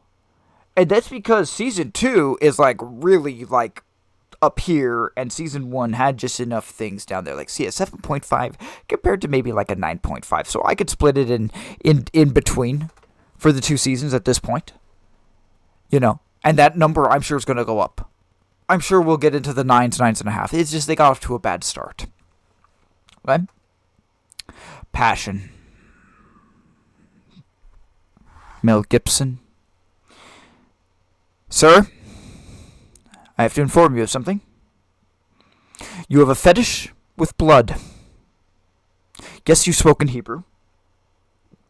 Yes, I probably think the Judas scene was probably close to that. I think he was tormented by Satan towards the end, but you made it brutal. I understand that you had to make a point. I understand that no one really wanted to look at how gruesome the Christ was, like all of this, but you also dislocated his shoulder. Okay, that is a broken bone. Okay, that is a huge error. Christ was the perfect lamb. In the Passover lamb, there were no broken bones, dislocated joints, or whatever it is. You can't skirt the line there because you want to show more pain. Okay, because you wrote a brutal movie. Like, hardcore. Like, we're doing ratings. Like, I have to be honest here. I have to be, like, straight up with the Bible. What he did hurt them touching the blood alone. They couldn't touch blood. They would have been ritually unclean. It was during the Passover and the Feast of Unleavened Bread. They couldn't do that. That alone is just wrong. No, nothing against the actors. Nothing against the actors. This was Mel Gibson's bullshit. Like I said, he is the one that has the fetish with blood, not Jim Caviezel. Okay? 6. Solid 6. I am not a fan of The Passion.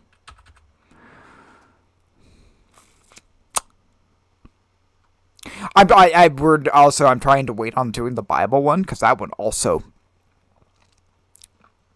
We're just going to wait on the Bible one for a moment. We're going to wait. Because that was a mini-series, and there's more. I gotta, like, do the numbers on that one. Because and the worst part is, it's not that I have to think how bad it is, it's that I have to see if there's anything good. That's my problem. I have to see if there's anything good in my recollection of the entire miniseries. I don't think it's going to be above a 6. I really don't. Gospel of John, on the other hand, though. Gospel of John was narrated by Christopher Plummer. The actor... was in Lost. He's in a few other things, like the main guy who plays Jesus. He gets a little fiery at sometimes, a little intense, but I like it. And you know what they do in Gospel of John? They read it verbatim from the Bible. Verbatim. It is a little more dry than something like The Chosen or other items like that, but if you want just straight gospel scripture, you know, watching Jesus from the book of John read, and we checked things, my friend and I. We were very critical on it. We were 2 points at the end we were not sure of, that it was specifically listed in just the book of John. It was told that way. We could not find one error in the entire movie. Gospel of John gets a 10. I'm torn with Promised Land. 7. 7 on Promised Land at the moment. I need to do deep dives. I am not sure that one's going to change. Should we do 7 ? Because I'm not sure. I need to do deep dives. I'm telling you. It may not seem like a big deal to some people that they skip the Sabbath, but I've watched it my entire life. And I'm telling you, at this point in time, it's a big deal. May not have been a big deal 50 years ago. Okay? I think it probably was, but it may not have. I think it is a big deal for people at this point in time. And it's going to get worse. So, on some of their other things, it was little things. Little things with the comedy. I'm not saying it's a bad show. I'll watch it again. Okay. But 7, maybe 7.5. You know what? It is a comedy. Let's just... We'll be kind. We'll be kind. Let's give it a 7.5. For the moment. Okay? Testament. I love Testament. I love Testament as much as House of David. It's one of those shows that's so complex. I love it. It's probably not going to get a second season. We're probably just going to get the one season. And I've come to terms with that. It was a really good season. If I can predict a biblical show, okay, by episode, and I know what they're basically going to talk about because I've read ahead in the Bible, that's a good thing. Errors. Where would I actually see there being errors?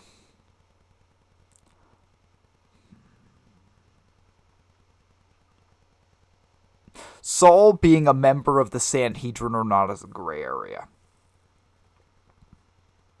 If he was part of the Sanhedrin, if he wasn't, if Gamaliel was there at that time, if he wasn't.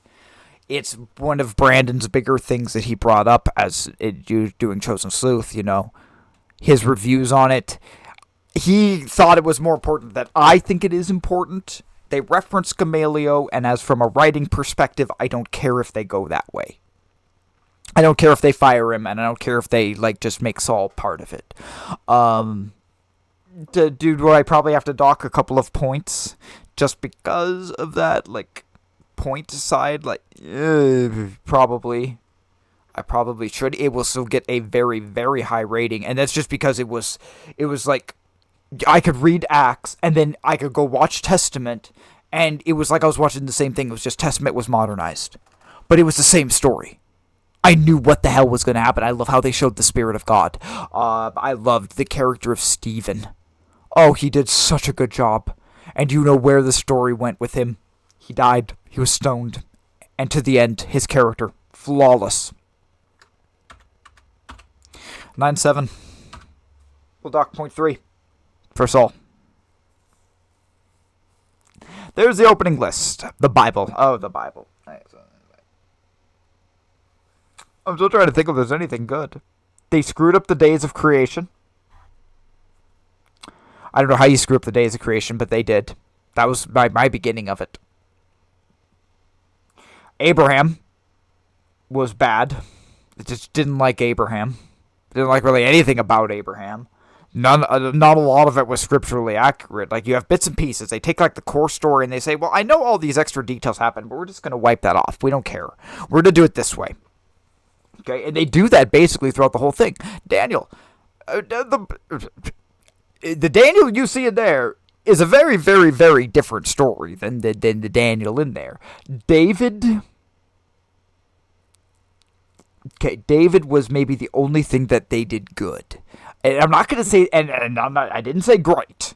Okay, words are important. Adjectives are important. So when I say good, I mean that they did good. Okay? They did not do great. They did not do amazing. They did not do fantastic. They did good. Or better.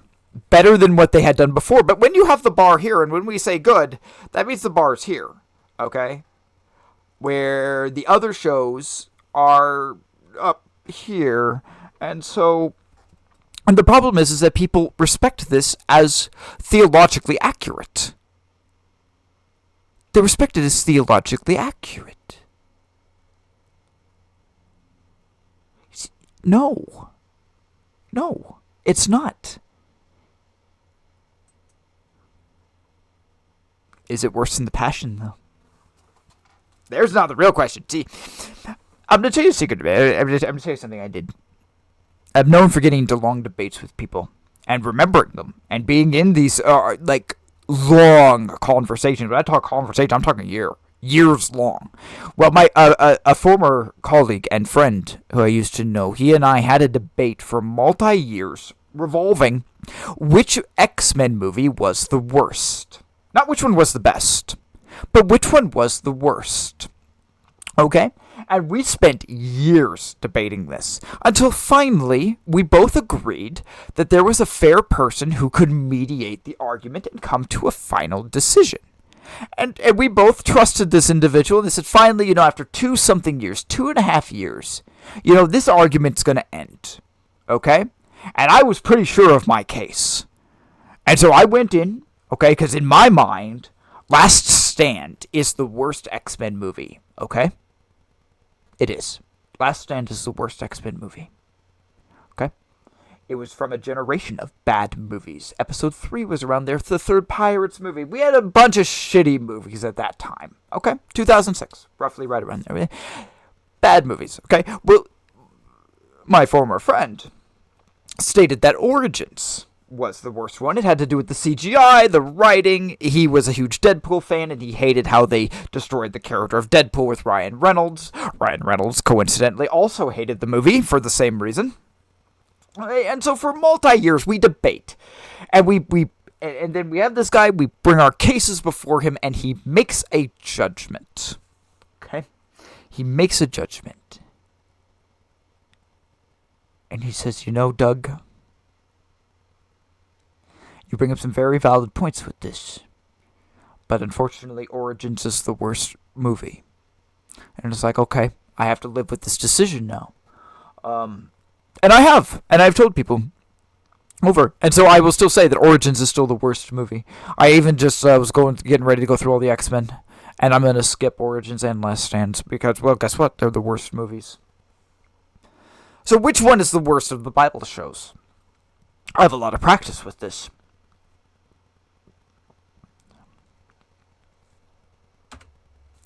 The Bible is worse. At least Mel Gibson tried. He might have a fetish with blood, but sometimes fetishes can be hard to control. I think we all can agree there.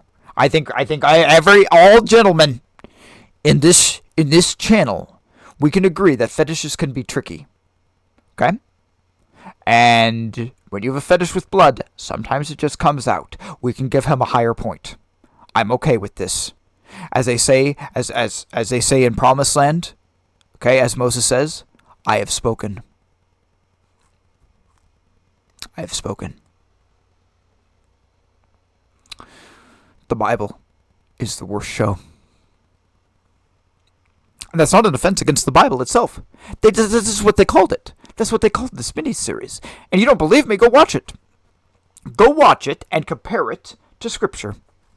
All 8 episodes or whatever.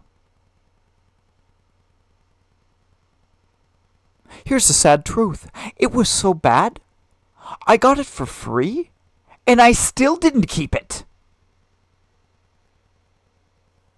I'm serious. I deleted that shit off my computer and said... Hold on. Did I? Am I going to tell a lie? Telling a lie is a sin. Hold on. Let me go to my drive real quick. I have an entire drive of just Bible shows. I was going to go here anyway to look at Gospel of John. Because it should have Gospel of John here. Paul in Rome. Ellen White.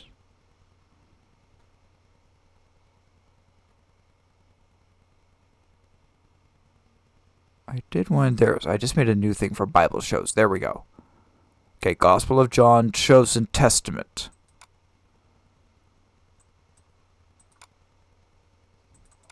Sorry, you're hearing clicking in the background. I'm looking at folders.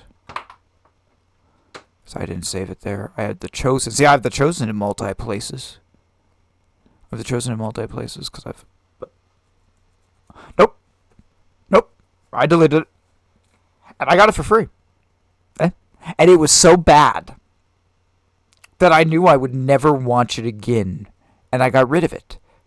The first part of it was so bad that when we got to where they were going to start talking about Jesus, I looked at my wife and I said, if they blaspheme and they screw up the name of Jesus, I'm going to lose my shit.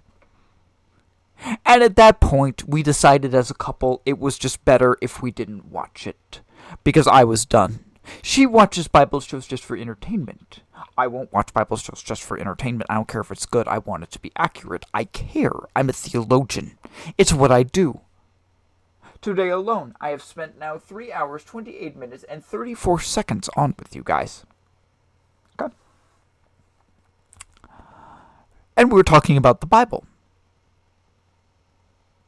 And I just had a crash out nearly about why people choose Sunday. I mean, this is like, and it's important to me. That's not theatrical.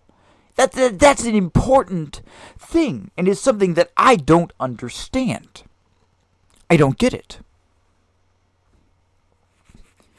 I'm trying to think if there's any others.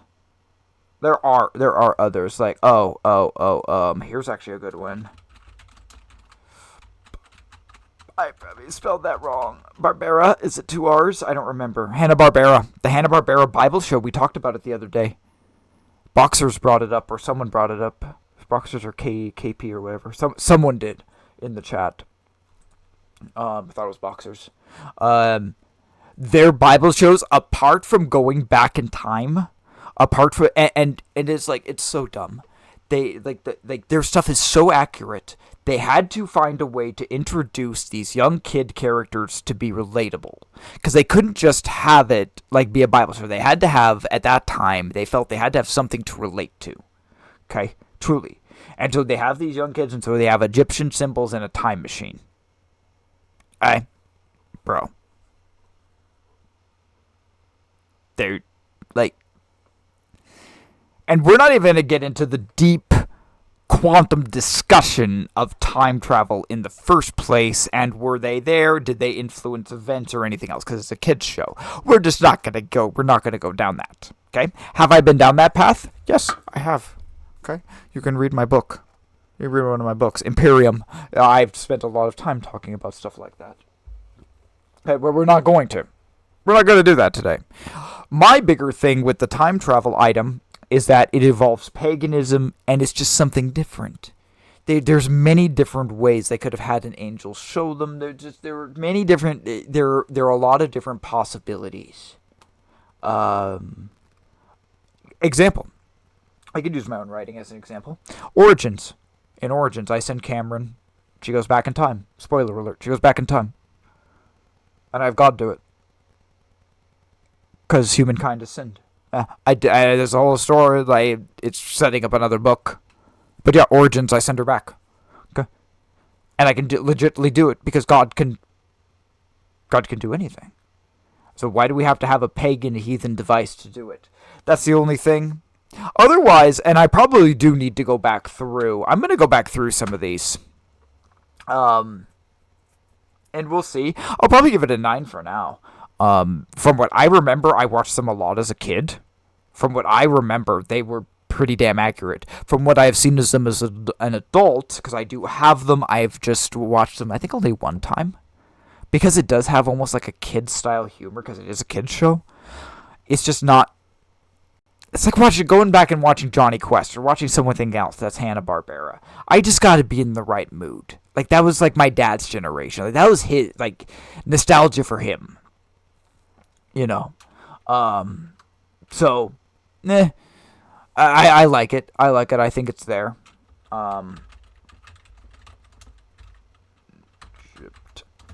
Prince of Egypt.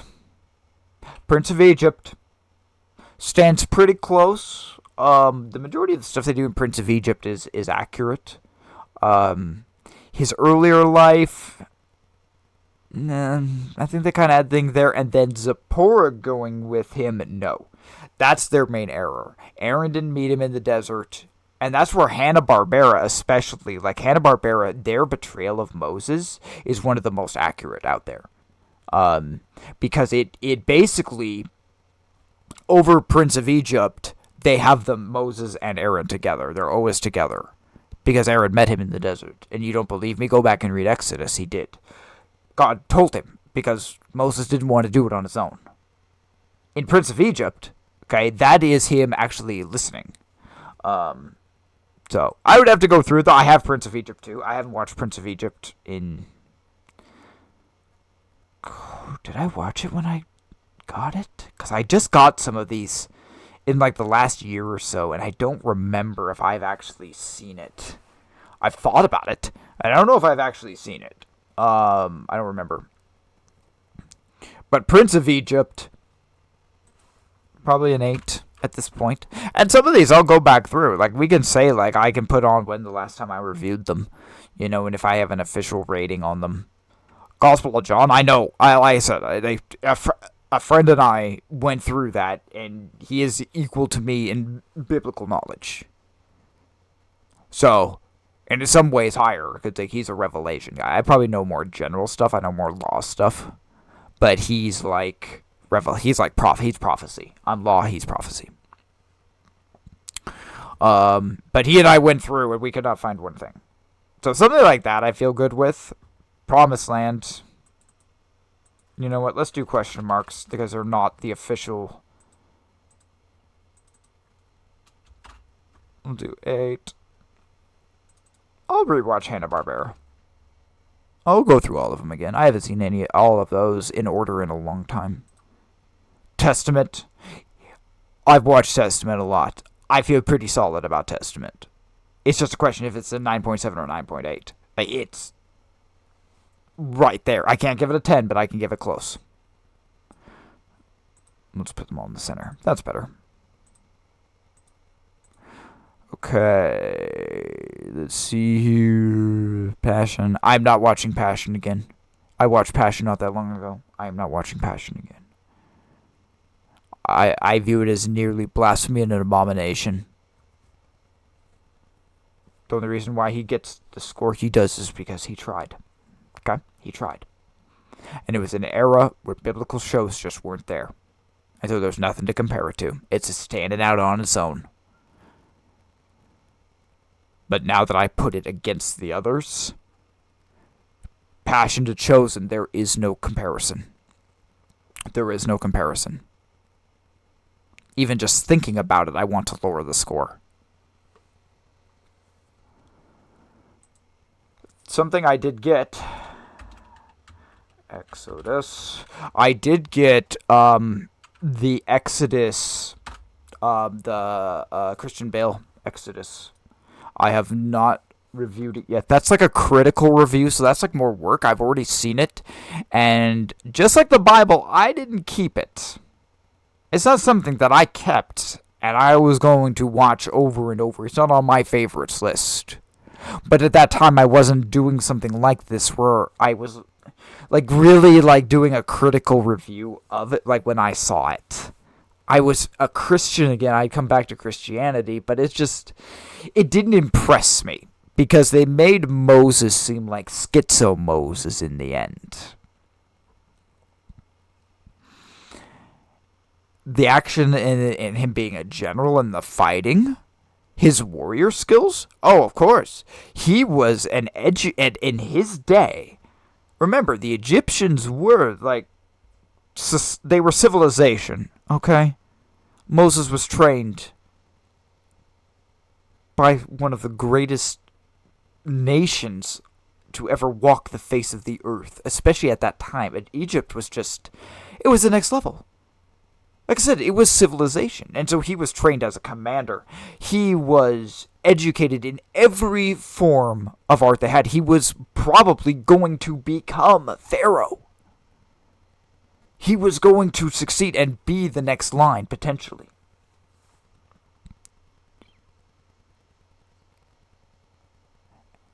So, seeing that of it, good. Let's just throw it a 7 there for now. It's got to be better than the Passion. And we all know it's better than the Bible. Christian Bale might have been talking to himself in a cave at the end. Okay, but I can accept that. I can accept that easier than I can Mary putting her face in blood. Okay? I'm just not going to lie. I can. Like I told you, fetishes sometimes are hard to control. Mel Gibson had a weak moment. Because he really likes blood. Like, I'm talking kind of like an unhealthy level likes it.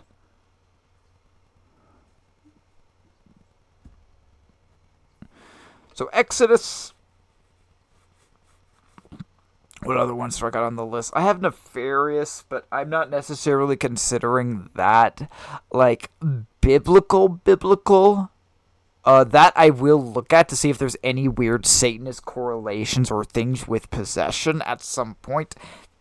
It is on my list, but it will not make it onto this list. It's not that important. No offense. No offense to who recommended that. I will go through it, and I will look at it from a Satanist level. Other biblical things. Other biblical shows. I have others. I actually have. I just went to YouTube and I found a bunch of other ones that I ended up downloading, and like things about Paul, but they're more like low budget films. Like more that 90s style filming that I was talking about. Like it's mostly scripturally accurate, but it's horrible acting.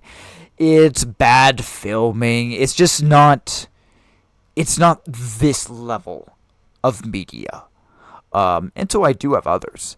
Even at that point, Gospel of John technically is probably the lowest budget out of all of this. Maybe Promised Land. But Promised Land is newer cameras and better technology, so it just kind of looks better than Gospel of John. And I don't know, who the hell was the one? Was it Song? Someone said that. Remember that one video that we had to look at too? The one with the weird, like, John the Baptist golden calf style scene thing. We had that. I'm not listing that one either. That was weird when I reviewed that as content on this channel. That was really strange. Let's make some boxes here. That's why I love Excel.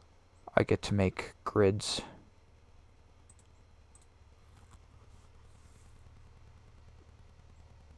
I think that's a good start. That's not a bad start. And then we'll break down, like I'll do the Chosen, and then I'll do Seasons, and we'll come up with an actual average for it. And I can do the same for House of David. House of David's easier. I can just do that math in my head. Chosen, we're going to have to probably use a calculator for that, because each season will be different. And I might have to pull out small errors with each one, because there's no season that's probably perfect. Season 5 was the closest, and then he had to ruin it with the spirituality conversation. He had to bring people back from the dead when we know they didn't come back from the dead. Damn it, Dallas.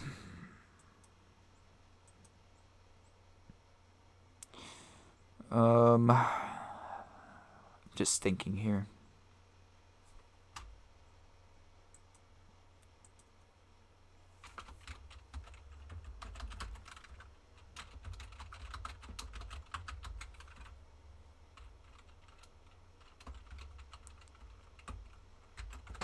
Okay, so upcoming, we have the Daniel movie, we have the Joseph TV show.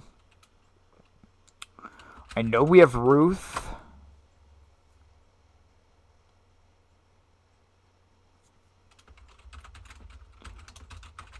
House of David, Season 3. Chosen 6 and 7.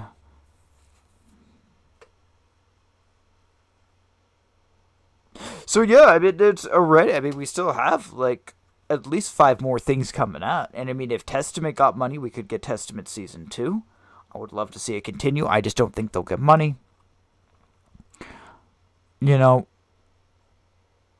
Promised Land will probably get a Season 2. We probably will.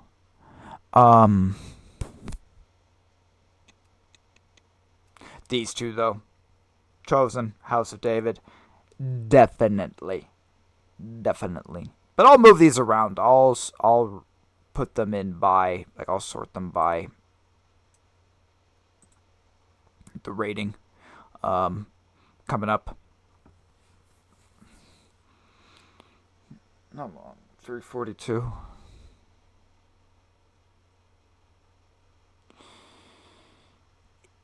We can probably start wrapping it up here, for today.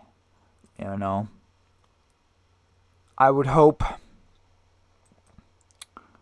that this I have made clear. why this is important. What this really stands for. This isn't the people, like I said, who have rejected God. These are the people who say they are with God but don't obey God. These are the professed Christians. These are the people that go every Sunday to church.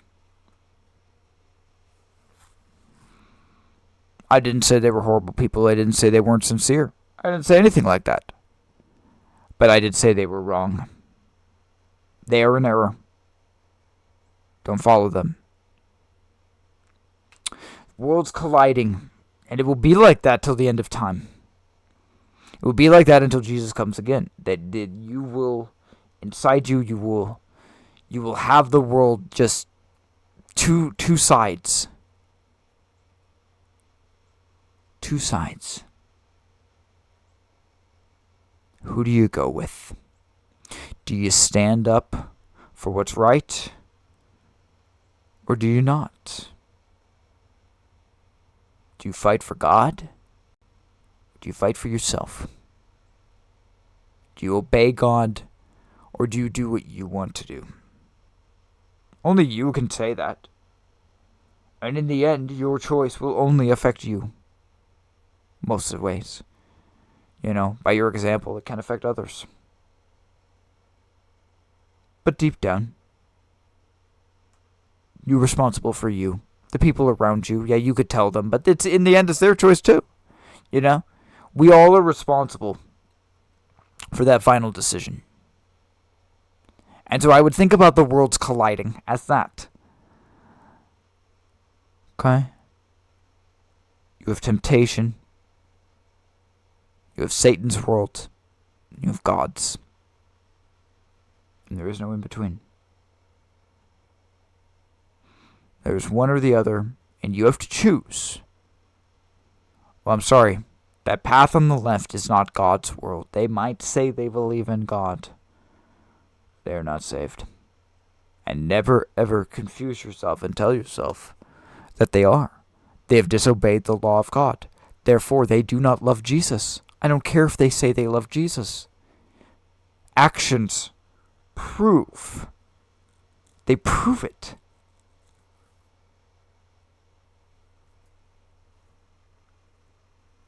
Hopefully it's not too late. Hopefully more will come up this path. But gentlemen, it has been fun. I have enjoyed today. It's been exciting. I will be on tomorrow. We'll have a new song. I'm not sure what it will be yet. We might do... there are topics for the end of the week. We have the rise of chaos. We have don't drink the Kool-Aid. And the best is yet to come. Those are at least 3.